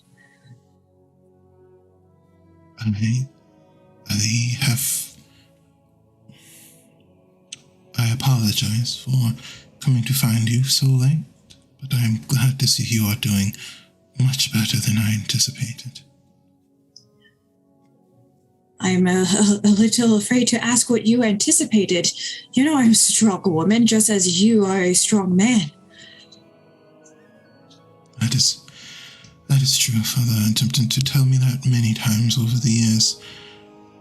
Your father? you've been in contact with him? More so recently, now that I've come to find you. That's where you've been staying. What happened? I was taken into captivity and I did as best as I could here. I'm following my own path. I will get out of this situation. I mean, I could use your help. But we don't have much time. There are a few that need to get out of here. Those of us who do not follow this patron of the priestess is a spider queen. I don't even wish to even speak her name. She wants people to cower in fear, but I don't fear her. Will you help me? That's good. Of course, I admit I came here to save you, but I must admit the act of containing a surprisingly growing rage is proving to be quite difficult. Oh? Wait, does that mean I get to kill the queen? Not yet. Perhaps very soon. And you just see him tap the back of his great axe. I apologize. I have not exactly introduced myself. I'm Grivias. I've turned to Latreia on this one. I am Avis's mother.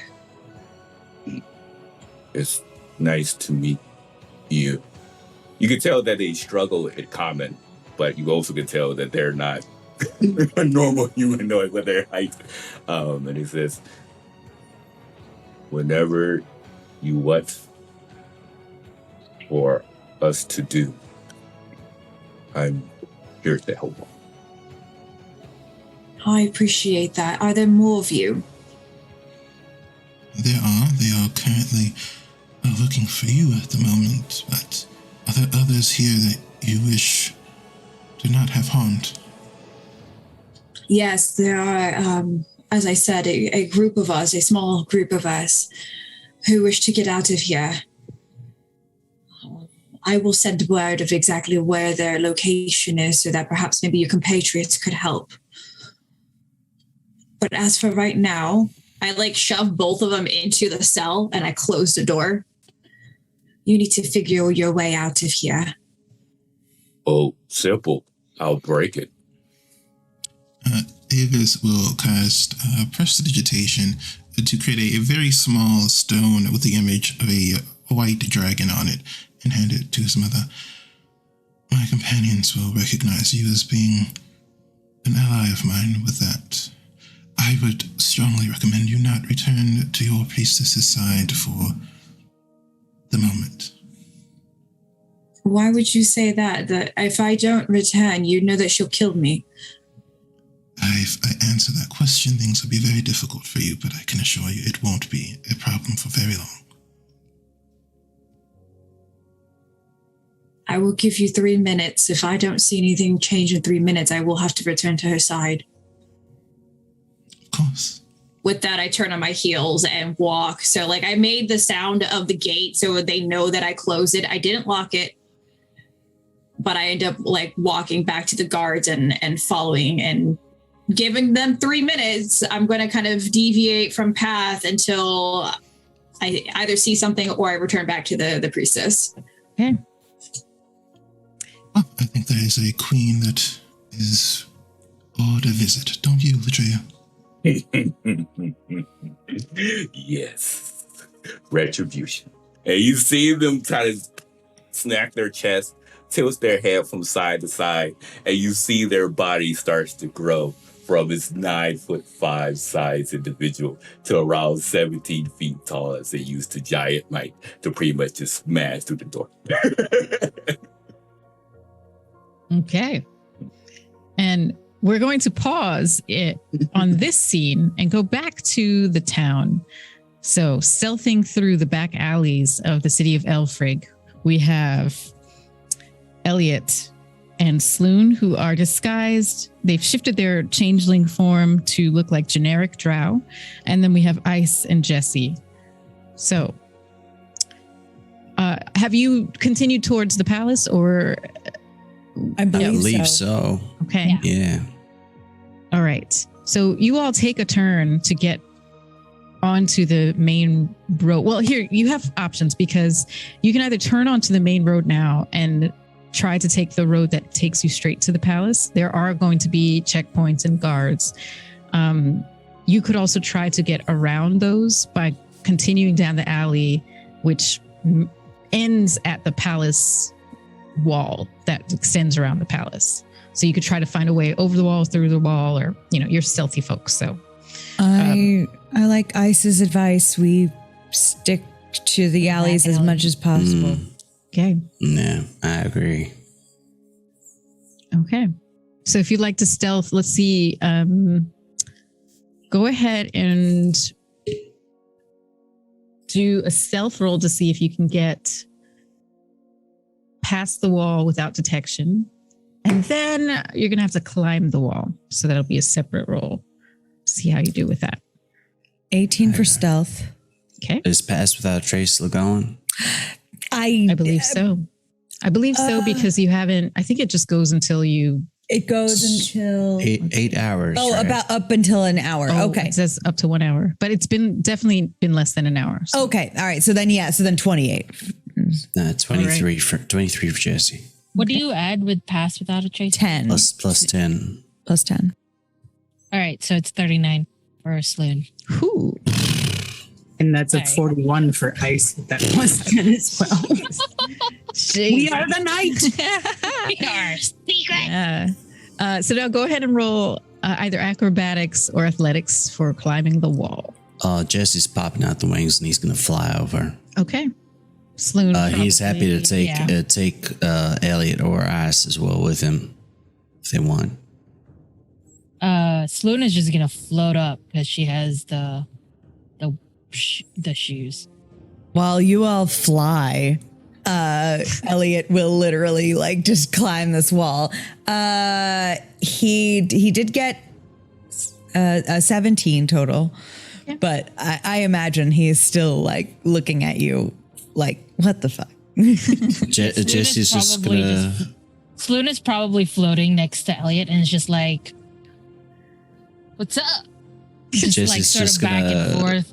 Yeah, Jesse's gonna offer a hand and a happy grin out to Ice. You want a hand, pretty lady? Sure, that would be great. And Ice rolled a 15. Okay. So you're doing, both of you actually did pretty fine climbing the wall, but if you have two friends who can fly, who wouldn't want a little assistance with flying? So, Jesse, do you swoop down and help? Ice over the wall? And as we fly up, it's like, I still think you can do this. We just need to find out how. I feel like the probability is low, but, maybe. We'll workshop it. Maybe we find another one of those potions. A flight potion? Yes, and then we don't tell anybody that it's not just my inherent natural ability. I like that. I like that a lot. As we crest the wall. Yep. So you are now over the wall. You are still very wonderfully stealth. And also, y'all rolled so high that I'm going to say you're able to stealth all the way up to the entrance of the castle, or an entrance of the castle. And now, entering the castle. What is the plan here? My spear should tell us if there are guards that are coming our way or anything like that. So the moment I feel any sort of ping, I'm gonna hold us back a little bit. Mm-hmm. Yeah, your spear. Until they pass. Your spear is silent because the guards haven't noticed you. So We far, should so head good. to where the prisoners may be held. Maybe she is there. I say. The prisoner-looking place. I don't know. Is there a guard close by?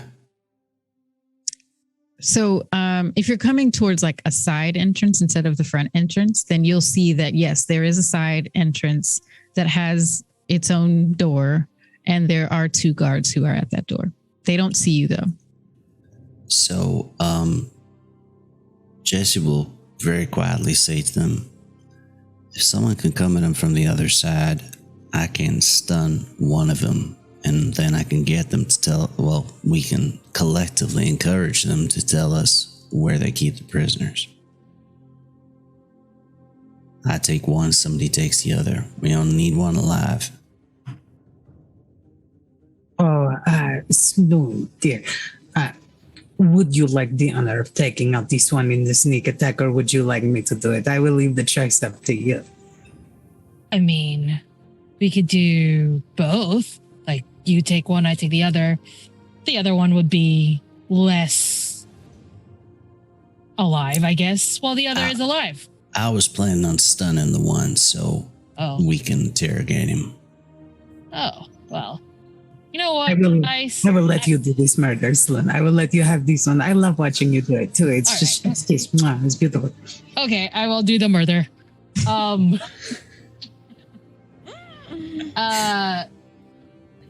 think invisibility can be a ritual, right? It can, but that takes 10 minutes to cast.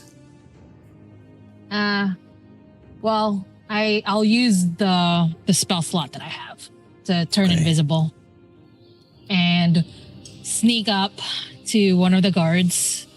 And let's see, what attack should I do? I'm gonna sneak attack him with my dagger, I guess. So, Okay. that's I forgot how to attack somebody. It's been so long. It's 1d. It's +8, right? Sorry. Yeah. Yeah, 15 + 8 is a hit, I guess. I don't know. Yeah, that sounds like a hit. Okay, cool. And then that is with my sneak attack. That's how many with my sneak attack now that I'm. Sorry, I'm bad at this. It's all right. All right. On the other one, when Jesse gets around to the other one, I'm going to do my 2 unarmed attacks. The first one, I don't think I hit with 9, but the second one I rolled a natural 20, so 27. And then I will I'll make that second one a stunning strike. So he has to roll a con save, DC 15. Okay.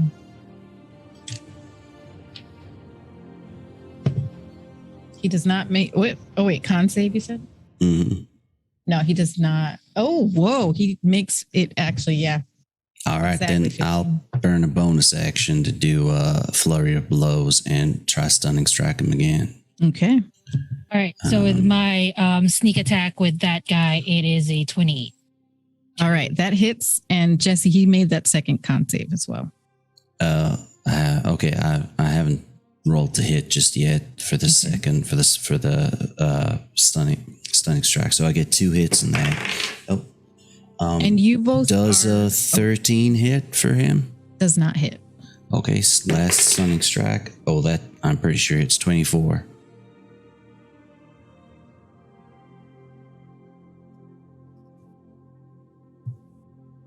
Oh, sorry. What was 20, that? 24 to hit. Yeah. That hits. All right, and I will try the stunning strike on that one as well. So another con save, please. Okay. And then, Sloon, what was your damage on the first guard? 28. 20? 28. 28. Nice. He fails that third con save on the stunning strike. All right. He would also take 5 plus 11 points of bludgeoning damage, I think. All right. But he is stunned. So if he's stunned, I'm going to try and put my hand around his mouth and sort of float him back to the rest of the group. Mm-hmm. Okay. And the other one took a lot of damage. You're still invisible though, so he's still standing, but you stabbed him, right, Sloon? Yeah. Okay, you stabbed him Stab. probably a bunch of times and caused a nice deep wound there. So he just out of nowhere gets stabbed and just kind of like crumples a little bit and looks around, not seeing anything. And he sees that his other guard friend is gone.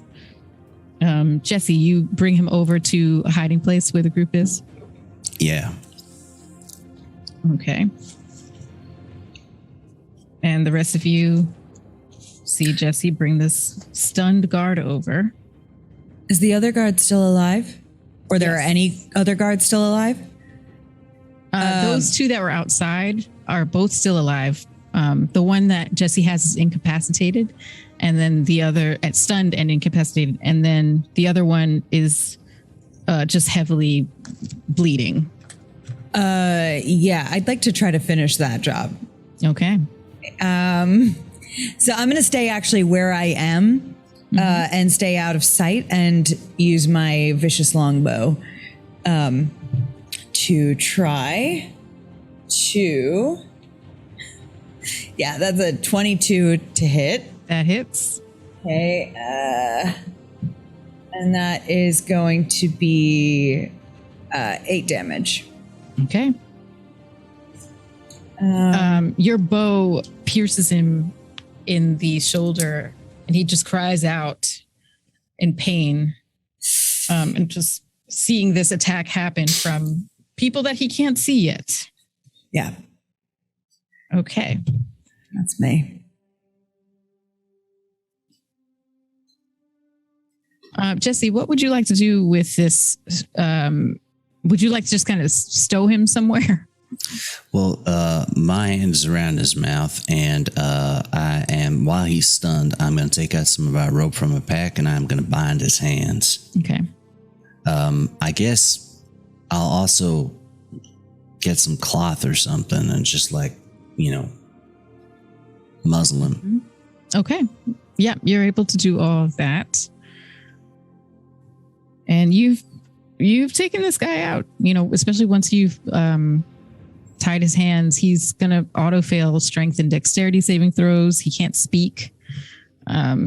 He is out of this. The other one has taken a lot of damage from you all, still standing, but is not looking great. He is actually going to turn around and start banging on the door. Help! Help! We're under attack. What would you like to do? Ice would like to sneak up behind him for one final stab, hopefully. Go for it. And she'll use a sneak attack and her rapier. This poor man is just being shanked from the shadows by all sides.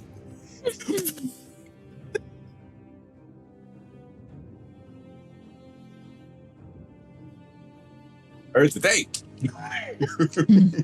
Okay, hold on. 17. Where is my attack bonus? I thought I had one. Oh, it's +9. There we go. 17 plus 9. I'm not mathing well. I think that's 27? 26. 26. Okay. That hits. Excellent. Okay. Ice, what is your subclass? Assassination. Yeah. Because if you are stealth, it might be an auto crit. Ooh, I think that's an assassin feature. I'm a very new assassin, so if that's true, I would not even know how to look for that. I'm still learning how to assassin. No, right. If they're surprised, we hit them there. It's considered an auto crit. They haven't taken a turn in combat yet.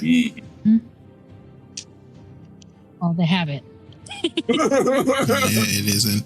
It is a auto crit. Yeah. Any hit you score against a creature that is surprised is a critical hit. Nice.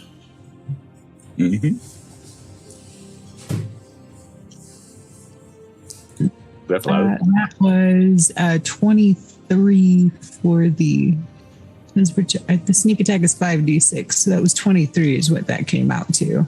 And then I also rolled the rapier on top of it. Excellent. And then you double that. Yeah, because of the Double. crit. Okay, well, that first hit He did. You, with your assassin precision, just do the exact amount of damage to take this person's life from them. And they slump down, kind of with the arrow still in their shoulder from Elliot and the bleeding damage from Sloon, and they just fall over. And they're out. I just will look over and go, this was nice work you did. I see this arrow goes right through the previous stab hole. That was very good aim. Just beautiful. And then Sloon becomes uninvisible again. And in the place of Sloon is the face of the man we just killed. That is the guard there. And it's a little bleedy, but she takes it off. And then, just sort of like puts on the armor of the guy that's dead. And just Quick thinking. Let's put him there. Elliot, maybe you can take the other guy's face or something. I don't know. This is a lot of changing my face, but yes, I can do that. And I sort of reluctantly shift into the other guard. Okay. Do you take his armor as well? Yes, I'm going to try to. Yeah. I'll take as much as I can put on. Okay. So you go back over to that hiding spot that Jesse put him in. And while you're changing into his armor, you all hear that some more guards, actually 2 guards from inside, have now arrived at the gate. And it's a door actually. And you hear shouting through it. Barath, are you still there? Are you all right? Yes, I'm fine. I just saw something and it freaked me out, but I'm fine. Go ahead and roll deception. Ooh. There's no way Sloon could be good at deception. I mean, Oh no. Let me see how good I am at deception. I rolled a 19 plus 11. That's all? oh my word. I'm sorry, the DC was 50. Just kidding. So I was 30. I got 30 to deceptively pretend that I'm that guard that I just murdered. And I said, I'm good. I just freaked out of her or something. You hear back, are you sure? Yeah. It was just, it was just a random shadow. I'm fine. I must have slept too much or something. I'm okay. Oh, okay. Nyloth, you okay too? Nyloth? Course. Everything's good here. Go ahead and roll deception. Oh God. Oh, okay. Hang on.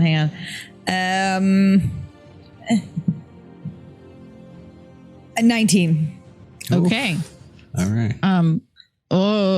All right. Well, you still have a few hours on your shift, so be vigilant.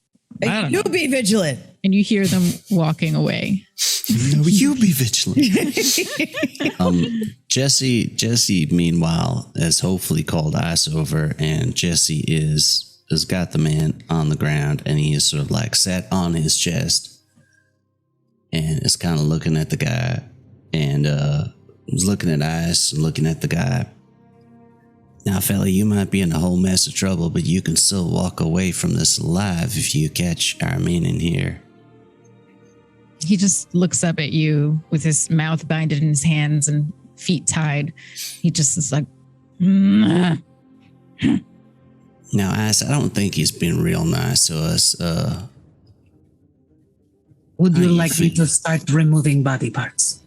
I mean, if he's gonna keep resisting like this, it's just one of those things where, fella, I mean, you saw what happened to your friend, didn't you? All we want to know is one critical piece of information. How do we get to where the prisoners are kept? That's all. You can walk away. Go ahead, and whether it's persuasion or intimidation, depending on how you're trying to get this information from him, go ahead and do a roll. Let me know which one. Could I have advantage because of Ice's threatening body parts? Yeah, you can actually both roll. So Ice, you can roll intimidation. Okay. And both the Jesse, just same roll for me. persuasion straight, because if you both are rolling it, that's Okay. more chance for success.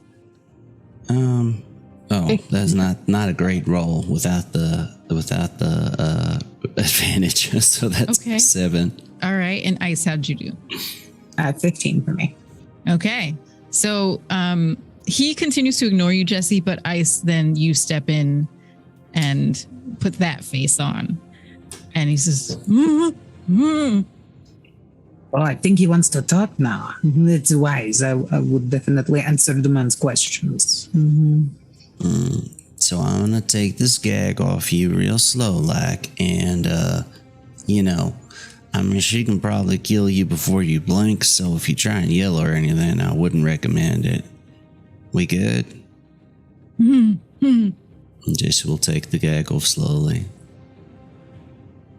How do we get to where they keep the prisoners, fella? lower level. Continue down the hall and you'll see them on the right. Thank you. We really appreciate that. Now, I don't want you to end up being stuck here forever and ever and ever, but we're probably going to re-gag you. Or maybe just tie you here for a bit. But before we do, I'm sorry, Jesse, just one other question. What is the best way out of the city without guards? Where are the fewest postings? The far side of the city. He basically describes the way that you came in as one way. Okay. And then he also says there's another path on the other side of the palace that a lot of kids take to go to a pool of some sorts. That's not guarded. All right, I will recommend that my friend not kill you. Thank you. Now, what I'm going to do for you is I'm going to put the gag back on, but when I tie you up, I'm going to tie you up in such a way that, with enough wriggling and enough time, you'll be able to get out of it. Okay?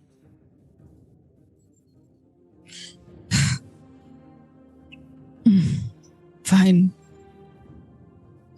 Before I do, I have one question for you. Because my goal here is that you don't die. But let's say, I don't know how your society works. Are they going to kill you anyway because we got you? Yes. As soon as I can get free from this, I will find my family and take them from this place because we are all dead. Well, you are in luck, my friend. We are in a habit of collecting strays and bringing them to bright, sunny new places. So if you feel like it, you're welcome to join us by that there pool when we make our way out. No obligations. No offense, but I don't know if you'll get out alive, so I'll take my chances with me and my family. Can I roll an insight check before I untie him? Yes, go ahead. That's 14. And what would you like to get insight on? His look on, he's gonna leave. Do I feel like he's being genuine about like that? Like when they find this out, he's dead, so. Mm-hmm. Yeah. He got taken down by intruders and they're going to regard it as abandoning his post. Yeah. So yeah, he's telling the truth. Well, Jesse will give him a big smile and slowly, while the others are watching, untie him and say, go get your family. Make a better life for yourself. He looks at you very oddly, like he's completely in disbelief that you're doing this. And then he runs towards the back of the palace and you see him kind of shimmy over a wall and he's gone. All right. Now, we're running low on time, so I'm going to have you all, the stealth crew, do one more stealth roll to see if you can get down to where the prisoners are without being detected by any other guards. You're good, Elliot. 18. I have no worries about this crew rolling stealth. That booked in.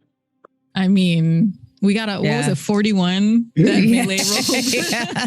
This is my lowest tonight with an 18. I don't think, I feel like y'all can't even roll lower than like a 15 on stealth right Well, now. without 29. that Yeah, pass you're without a trace, I would have been on 8. So yeah, that's true. But yeah, I mean, as a group, y'all are amazing at stealth with that pass without trace. Okay, so you're able to follow Baroth's. Oh wait, no, it's Nyloth. It was Nyloth who gave you that info. You follow his directions down and into the prison. The prison. The prison, we'll call it. You encounter Latreia and Avis. Latreia, I think you have already you've made yourself large. You've basically busted out of this prison. There are other people, other drow in other cells down here who are just like staring through the bars in amazement, trying to get a look at what's going on, hearing the ruckus. What would you all like to do? You're all back together now. We should move quickly. Hi, it's lovely to meet you. I would agree. Oh, is she with us now yet or not? No, She's not with us. Oh, yes. Okay. I'm sorry. Gravias has gone back up. Mm-hmm. But there was, okay. But there was. But Avis and Latreia are here. Okay. Yes. And they said there was prisoners that she would have asked to free, which I'm presuming is these prisoners over here. Okay, so Latreia immediately after busting out of the cell, the main thing he's going to do is essentially Hulk smash and pull these bars open to bring them out. Yeah. I'm not even going to have you roll for that because you have immense strength and you've made yourself large. So yes, you're able to bust through these bars and the locks and free the 5 other cells that are down there. Sloon introduces herself to Avis. I'm like, it's Sloon. Hi. Did you find your mom? Avis does not answer or even acknowledge that you all are there. He turns and begins to make his way out of the room. And as he does so, he is playing over and over again in his mind everything that possibly could have happened while he was gone. And then he begins to play a requiem. And as he does, the wind picks up. And once the song ends, Avis is gone. And he's going to cast Polymorph on himself. I'm going to take that as a yes. I don't understand what's happening, but we need to move, certainly. Do you polymorph in front of them, or you said you went away and then polymorphed? Yes, he is walking away, so if they stay in the room, they would not see that. Okay, so Avis, what do you polymorph into? Can you describe that? Sure. I did send a quick message to you. Right. I'm sorry. I tried to look at it and then I got distracted by everything. So, okay, here it is. Would you like me to describe it or would you like to? Sure, if you would like to. You have such a good way with words. Okay. I will need your help because I'm not familiar with this creature. But coming back up the ramp that goes down to the prison, Avis, you polymorph into what looks like a dinosaur. It is a gargantuan beast. So you basically take up. Gargantuan is really fucking big. You're probably now busting out of the sides of this hallway of the castle, coming back up the ramp onto the main floor. Your dinosaur-like appendages and sides just like ripping through the stone and the tiles of the castle walls. You all hear this ruckus as this gargantuan beast makes its way back up to the main floor. And I'm actually going to even say that Gravias, wherever you are, which we'll talk about in a second, you hear this as well. Avis, give us more description of this beast. Sure. So as he changes, his hands and skin become this almost blue-black color, and the scales begin to grow and replace his long white hair. And the song ends just as the walls begin to fall, and as his mouth fully changes, he just lets out a roar that is a mixture of anger and pain that reverberates throughout the chamber. And he makes his way for the priestess. All right. It's the song. It's. I was thinking it would be like the Kill Bill Requiem.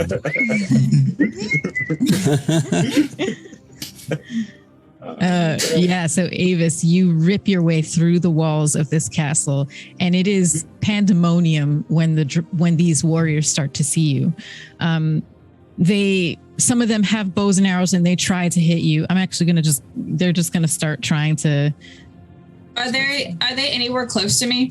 These bow and arrow. Yeah, folk? actually, tell us where you went when you left. So I wasn't terribly far off. So I actually, depending on the stealth group, I can probably either felt their presence or whatever. Like I can hear them behind me now. So I just kind of like, okay, there's the others.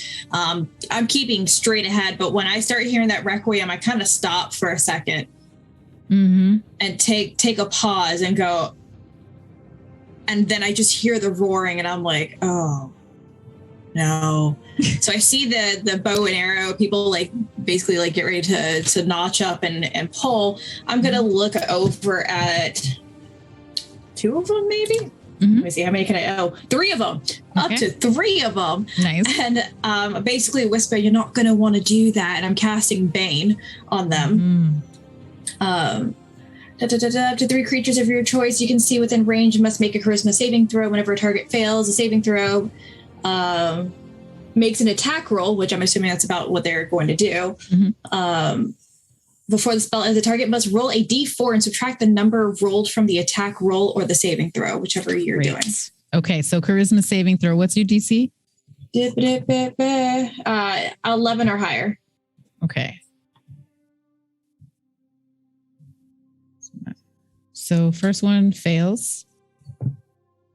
Second one meets it. Third one also meets it. So one of them turns and looks at you dazed and just backs up a little bit, shaken. And then, so that one is going to have to roll to subtract the D4, but the others will not. And so they make their attacks. 2, where's my D20? Oh, there it is. Oh my God. Dropping D20s everywhere. Okay, 1. No. And what is your your AC as this gargantuan beast is 16. Sorry, I just said it out loud. I don't know if you care. That one hits. My normal AC, so it's fine. Oh, okay. And those 2 miss. So the one that hits, I will say, is the one that takes the bane. And they subtract 3 from 7. So you only take 4 damage, which is kind of like, it's piddling to this gargantuan beast. It's basically our arrow hits and just scratches this gargantuan beast. You probably don't even feel that type of damage. So I do have a question for you. Can I use a reaction towards this? Since my oath is protection. It says while wielding a shield and a creature you can see attacking a target, I can use my reaction to impose disadvantage on the attack roll. So I'm gonna impose disadvantage on the one that actually hit. Oh, okay. Well, let's see. It still hits. Darn. Okay. All right. So let's go ahead and roll initiative. And I'm also assuming, Avis, you are now in the throne room, right? Because that's where you're going. And if you all are following behind, okay. And then before we roll initiative, as we saw them going off and stuff like that, could I, and seeing Latreo be all big and stuff, could I actually down one of those potions and make myself big? Yeah. I will. Go for it. And that lasts 1d6 days, so I have the potential to be 12 feet tall, 12 foot, 12'8", for 2 days. I will roll my initiative. Okay. And the wings never went out, by the way, so he is still... he is still... I'm also dropping D20s now. Okay. Sorry, I dropped that on the floor. I got to roll. All good. So far, we have Latreia with a 23, Sloon with a 21. Worst initiative for a monk ever. And I have advantage on this business, and I got a 7 today. Oh, wow.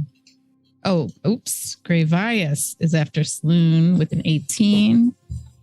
Gray. And then Ice with a 17. I think now let's see.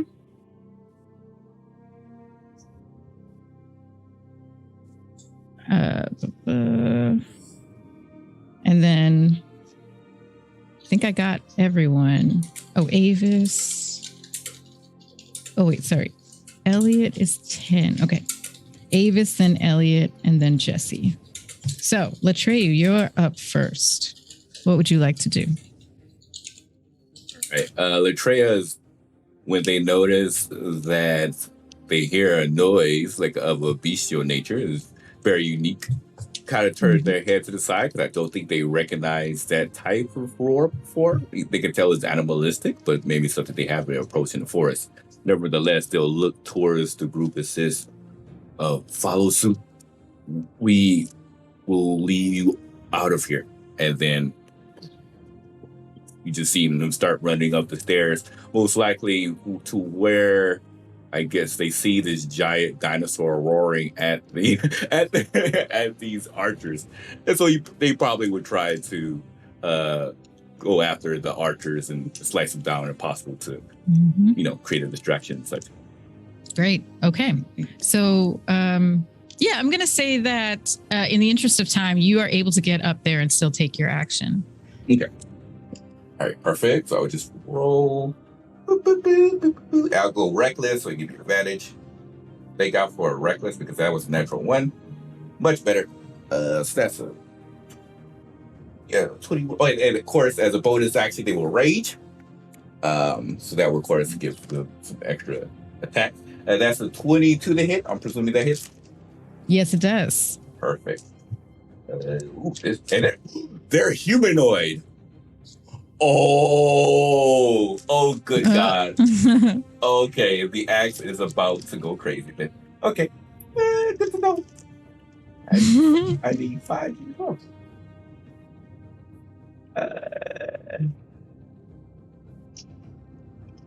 This one.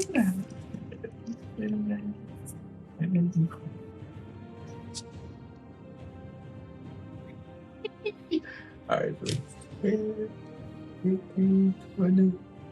No, I can do you. Right. 19, 22, 22, 31, 31, 36, 36, 41, 41, 42 points. No, 51 points of damage for the first hit. Yeah, you just knock the crap out of this person. You said 52? Mm-hmm. Yeah. All right. And then they'll go for the second hit. Once you say she would have, oh, yes. All right. Well, luckily, I have advantage, but that was a natural 2. You see little cartoon stars and birds flying around this person's head. The natural 20. Yeah. You rolled a natural 20? You just have slain this person in 2 hits. Yeah. I'm not even going to roll the dice. That's like 10 D12, so I have to roll it. I was just like, and it's a crit, so it's double, like you slain the crap out of this person. So yeah, you all witnessed Latreia just with 2 hits take this person out. Okay. Latreia, that is your turn. Sloon, you are up next. Who's still sort of up and about?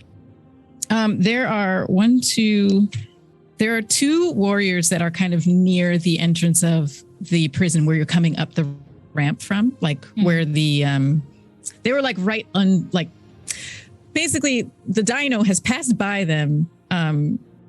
And they kind of crouched and hid, and now they're in place there. And then there are 1, 2, 3, 4 guards up in the like throne area. And Grey Vias is also up there, and then Ilvara.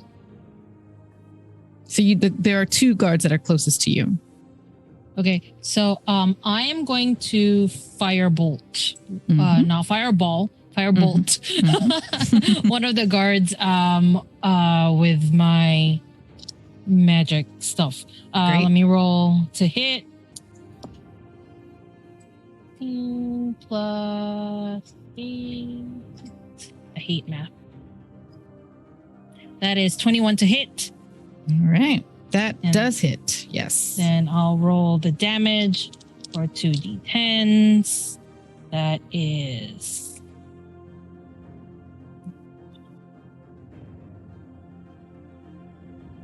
damage for 15. Okay. All right. And what is your attack? Oh, firebolt. Okay. So this one warrior takes that firebolt hit just straight to the chest and kind of like knocks back. It's still standing though. And that's your turn? Yep, that's my turn. All right. Next up is Grey Vias.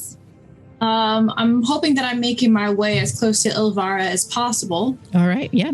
And so I'm going to scream out her name. Ilvara! This is for Illustria. You have no power over me, and I pity you for the fact that you hold fear over people and you've never felt the true power of love. And I'm going to basically like light up my sword using Elvish word. For dance, and so the long sword turns into like flame, and I'm gonna just go for my attacks on her. Great. I get 2 attacks, so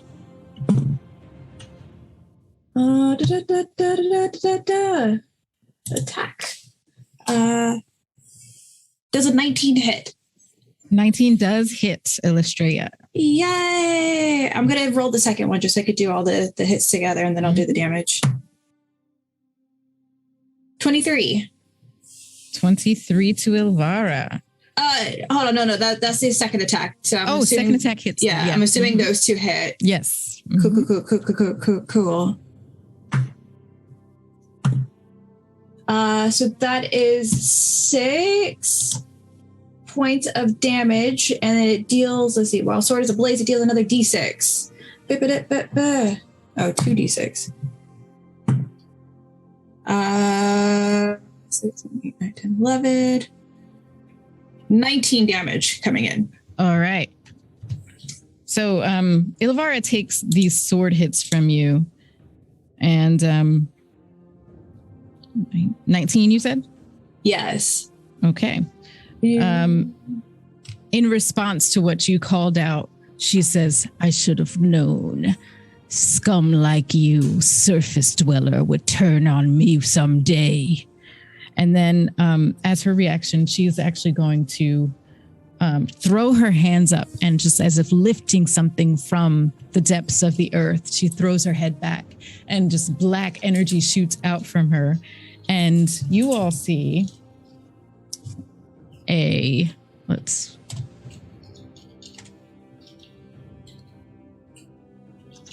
you see what looks like the trunk of a tree, but it looks like it's dripping black ichor, and it has one inky eye in the middle of it, and its tentacles look like branches that are just sickly and disgusting. It just kind of rises up from the floor as she summons it with her magic. And if that's your turn, Grey Vias. I do have a bonus action. Okay. Let's see here. So it's channel divinity, so vow of something that I can't pronounce. You could choose a creature you can see within 10 feet of you and gain advantage on attack rolls against it for 1 minute or until it drops to 0 hit points. So the thing that she summoned, I'm going to hit that thing with this channel divinity. So on my next turns will be solid. Okay, great. All right, and next up is Ice.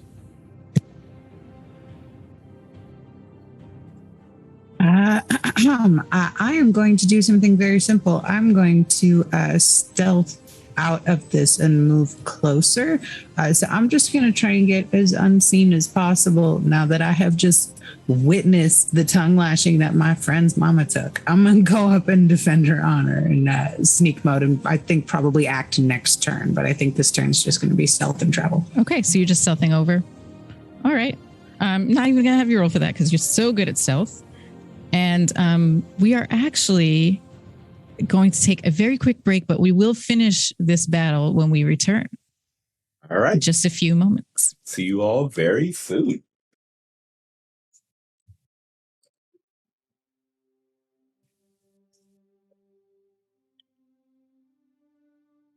Are we off?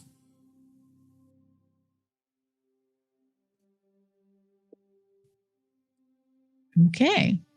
All right. And we are now back. Thank you so much. You just had one of our players had to step out, but like I said, we will continue on with the session.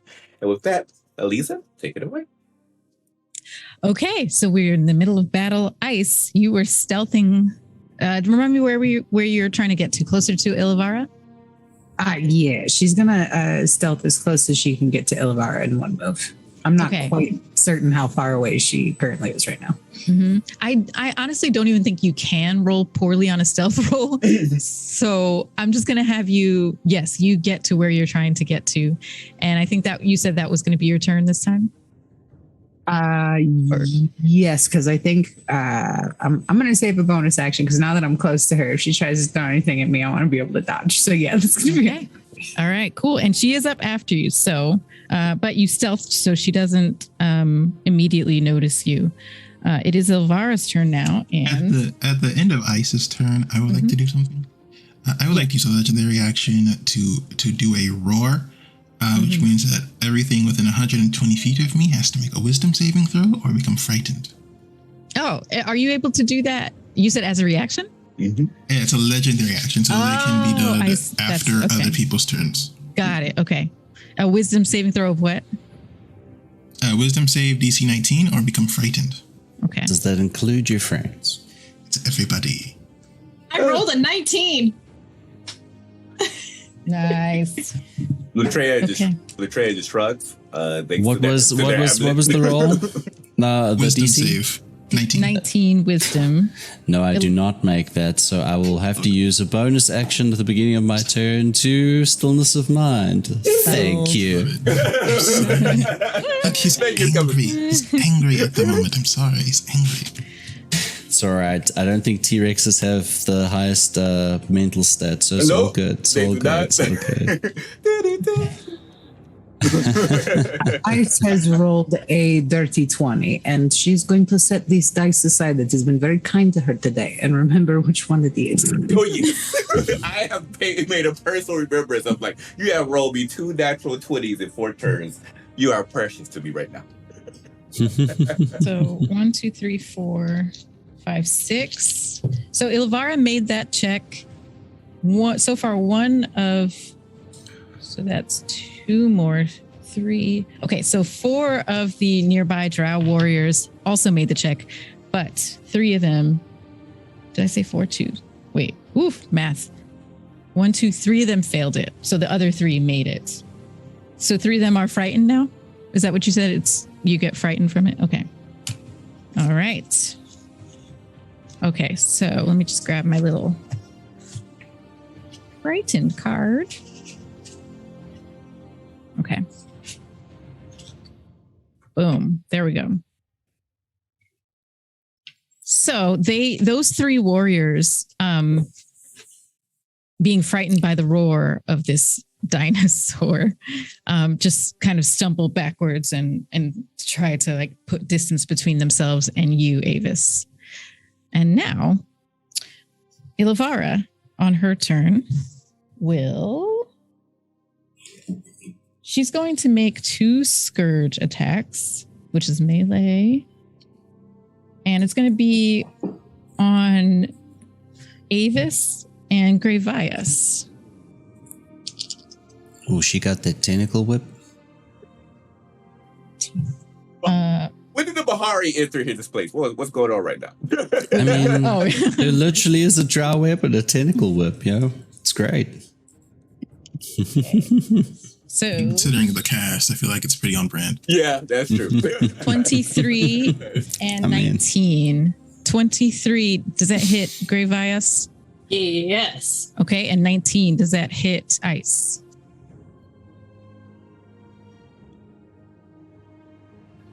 Yes, okay. So I'm just going to use her average damage. So 17. Oh, wait, sorry. 5 piercing and then 17 poison. And if you have any, resistances or immunities, then half that. You said poisoned? Yeah, 5 piercing and 17 poison. Damn. Yeah. So these tendrils of just like poisonous grossness extend from her arms towards both creatures. Wait, I'm sorry, not Ice. I'm sorry, it was Avis who got the second attack. Yeah. Does a 19 hit Avis? Oh yeah, 19 will hit me. Okay. So you take that second attack of 5 piercing and 17 poison. Do you have those any like resistances as your it's a Gishath, that's the name, so I don't keep calling it a dino. I do not. I just have a lot of hit points. All right, cool. So what was the number? It was 5 piercing and 17 poison. All right, and that is Ilvara's turn. Yeah, she doesn't have any. Don't see any bonus stuff. So okay, Avis, you are up next. I would like to bite the priestess. Okay. Go ahead and bite. Make your attack. I'm going to roll the red dice for this. That's a 26 to hit. That definitely hits. Okay. Oh, it's a 27 to hit. Excuse me. I was wrong. Oh, excuse me. It is 5. So it takes a total of, it takes 43 points of damage. All right. And it has to make a dexterity saving throw. Who was the attack against? Ilvara? Yes, the priestess who just attacked his mother, which was a very, very poorly thought out plan. And sorry, what was the dex saving? 19. 19. And beep, beep, beep, beep, beep. She does not hit 19. So he bites down on her and she is stuck, pinned, and restrained in his mouth. And he's going to take his tail and swipe it at the other person closest. Yeah, I forgot to move for the Yolklo, but that's fine. Okay, go ahead. That's a 19. That hits. 20, a dirty 20. No, is it a 6? No, it's a 17. That's a 6. Okay. Oh, it's a 17? Yes. Okay, that does hit. All right. And that's another 17 points of damage. All right. And then what was the damage to Ilvara? 43. Same? 23. Okay. 43 for the bite. Oh, 43? Oh, damn. Oh, poor evil priestess. Shouldn't have messed with Avis's mom on the day. Is she now dangling like half out of this creature's mouth? Is that what's happening? Yeah. That's 100% what's happening. Doesn't that like make her restrained or something? Mm-hmm. She is restrained. Yeah, okay. So she's restrained. You see like the bottom half of this like black inky glow, like flowing with dark magic skirt sticking out of this giant creature's mouth. She is restrained. The Yolklo also took some damage on that, but it's still standing. All right. And Avis, that was your turn. Elliot. Okay. So she's still alive? She is. Yeah. Okay. Not much though, but not yes. much. All right. Yeah. Well, bonus action, Hunter's Mark, and I fire an arrow at her. Yeah, you do. Yes, I do. And I'll Hunter's Mark at 2nd level for that additional D6. Lovely. Okay. But Elliot was going to shoot her in the Achilles heel or like in the glutes. I mean, the bottom half is sticking out. I mean, Yep. Still a Yep. target. Okay, so that's gonna be a 24 to hit, That hits. and it'll be oops.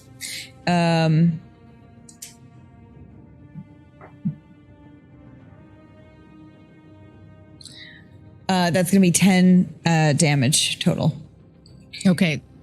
You take this priestess's life, maybe even sparing her further pain from being in the jaws of this giant beast. You see her legs just kind of go limp in its mouth. Avis, you have like a legendary action to like just eat this priestess. I do have the ability to attack, so yes, I can swallow as a legendary action. Okay. You're gonna have indigestion, my man. Do you want to take that legendary action now? Sure. Yeah. So he will eat her. Yeah. What is that? Yeah. I mean, while swallowed, she's blind and restrained. And she's already dead, so the damage doesn't matter. Okay. She's real prone, like super prone, super restrained, super prone. Okay. Super prone. That was Elliot's turn. Elliot, did you want to move anywhere or do anything else? Did you have anything else? I would like to say far away. Okay. Would you like to go to the back of the throne room or to the front where the entrance is? Back of throne room, please. All right. Sounds good. All right, Jesse. So now, correct me if I'm wrong, but the frightened conditions means that I cannot approach the big dino. That's right. Yeah, you have disadvantage on ability checks and attack rolls while Avis is in your sight, the big dino. And yeah, you can't move closer to him willingly. All right. So in this situation, am I able to see any targets that I would be able to get my back to Big Dino so that I'm not seeing him, so I don't have disadvantage? Yeah, I'm thinking let's say yes, you can do that. You can pick another warrior to target. Any chance that there might be more than one of them together? Mm-hmm. Okay, Yeah. cool. So in that case, Jesse will fly over there. He's now 12'8", so he's a big angel. Mm-hmm. And he is gonna try and attack the first person. Okay. And then I'll do my first 2 attacks on them, and then I'll use my bonus action for flurry of blows to attack the other guy. Cool. One of them has taken some damage and the other has not. So the first one if you'd like, you can choose which one you attack first. Sure.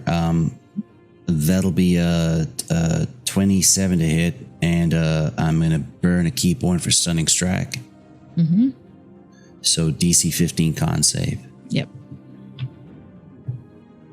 So 15, you said? Yeah. He just misses it. All right, so he is stunned, so I have advantage on the second hit. I will roll the damage now, I guess. So I'm hitting with my spear, this one, and I'm doing a 2-handed. So, oh no, I'm doing 1-handed. Hold on, where's my spear? Okay, it's the same. All right, so he takes. Oh. Just realized something good for all of you. He takes 12 points of damage on the first hit. Mm-hmm. And then second hit, I have advantage on. But still hits, I imagine, 21. All right. All right. That hits, yeah. Cool. And I'll roll damage again. Not as good this time. So that fella takes 8 points of damage. And then, so Jesse is sort of like, sort of stabbed him with the spear, knocked him upside the head with the spear, and then he's going to do a bit of a big old flip type movement and give 2 kicks to the fella next to him with a bonus action for flurry of blows. All right. And does a 13 hit? Does not hit. Okay, second. 20. That does. All right, so I'm stunning striking this fella too. Okay. That passes, yeah. So he passes that. Okay, no problem. But he still takes 2, 4. I forgot to add my smiting. Dang it. Oh, that's okay. 7 points damage. Okay. Would I be able to say that I added a smite into the first fella? What does that do? It does radiant damage. Okay, and you just forgot to state it before? Yeah. Okay, yeah, that's fine. Okay, so I will smite him then. Smite. Give me my smite spells. Wait, do I have access to that? I do. Tell me where it is. So I'm actually going to, because we have so little time, Sure. going to say that whatever your damage you did to him was enough that he is now just kind of like teetering over. You stunned the other guy, and the sight of these two going down, plus the high priestess being eaten by a large creature, has made the other warriors back off and running out in different directions. The Yoklol, the like tree spirit demon fiend thing that rose up from the ground, has been dissipating ever since Elavara was taken out by that last Achilles heel shot by Elliot. And it has now like just fully kind of descended back into the earth. And you actually are now out of combat. So let's actually skip ahead to the exit point of this city. Actually, no. Let's say that you all got out safely. Great Vias, where would you like to go? Do you want to go to the surface with them? Actually, I wouldn't want to go to the surface yet. Okay. But I would love to have a conversation with Avis alone if possible. Yeah. So let's say that you all found your way out of the city cavern and you've successfully avoided being followed by anyone else who would have even known to look for you. You find yourselves out at the pool that that drow soldier had mentioned, and you have just a moment for a quiet conversation to happen and rest and kind of like gather your thoughts before you continue back up to the surface or Gravias to where you would like to go. Avis, how did you find out that I was here? Others sidewind on the surface that told me what had happened to you all. It was very brave of you to come try to find me now. I should have come for you a long, long time ago. No, this was the right moment to do it. If you would have come a long time ago, you would have never been ready. But what you did today was so incredible. I'm very grateful for you to come down here and help out. I don't know what I can do to possibly repay you and your compatriots for helping us, but just know that I still love you. Always have. There's no need for you to worry about payment. I would prefer for you to join us, but I understand you have other things to tend to. As much as I would love to join you, this city is in ruin now. We've lost our leader, their leader. And it's about time that there is a better patron for those of us who dwell underground to appreciate and worship. I feel that my place is better here to help serve them as you have been serving your people up above. I understand. Should you ever need my assistance, the trinket I gave you will let anyone aligned with me know, and I swear to you nothing, whether it be God or man, will prevent me from coming to your aid. Thank you, Avis. You truly are very much like your father. I just give him a big old hug. Please be safe. You as well. And Grivias, do you turn back and go back towards the city? Yeah, actually, I cast darkness, so Avis can't actually see where I'm headed back to, and I take one of the other side paths back down to the city. Okay, so you all see this dope-ass paladin mama warrior just kind of be shrouded in darkness and disappear from your sight. And with that, we will end today's session. Thank you for being able to stick around. I know we went long. Thank you to the cast and also to everyone watching who was able to stay longer. Thank you all so much again for coming by. We definitely appreciate it. So yeah, we're going to go ahead and wrap up here. We're going to, of course, announce our winner for the giveaway. So stay tuned for that. Make sure to follow us, of course, on our Twitter, on the Cookout TTRPGs for more information to come. Be sure to, of course, join us for Wood Academy as well for our next episode of Lords of Faerun. So with that said, farewell for now.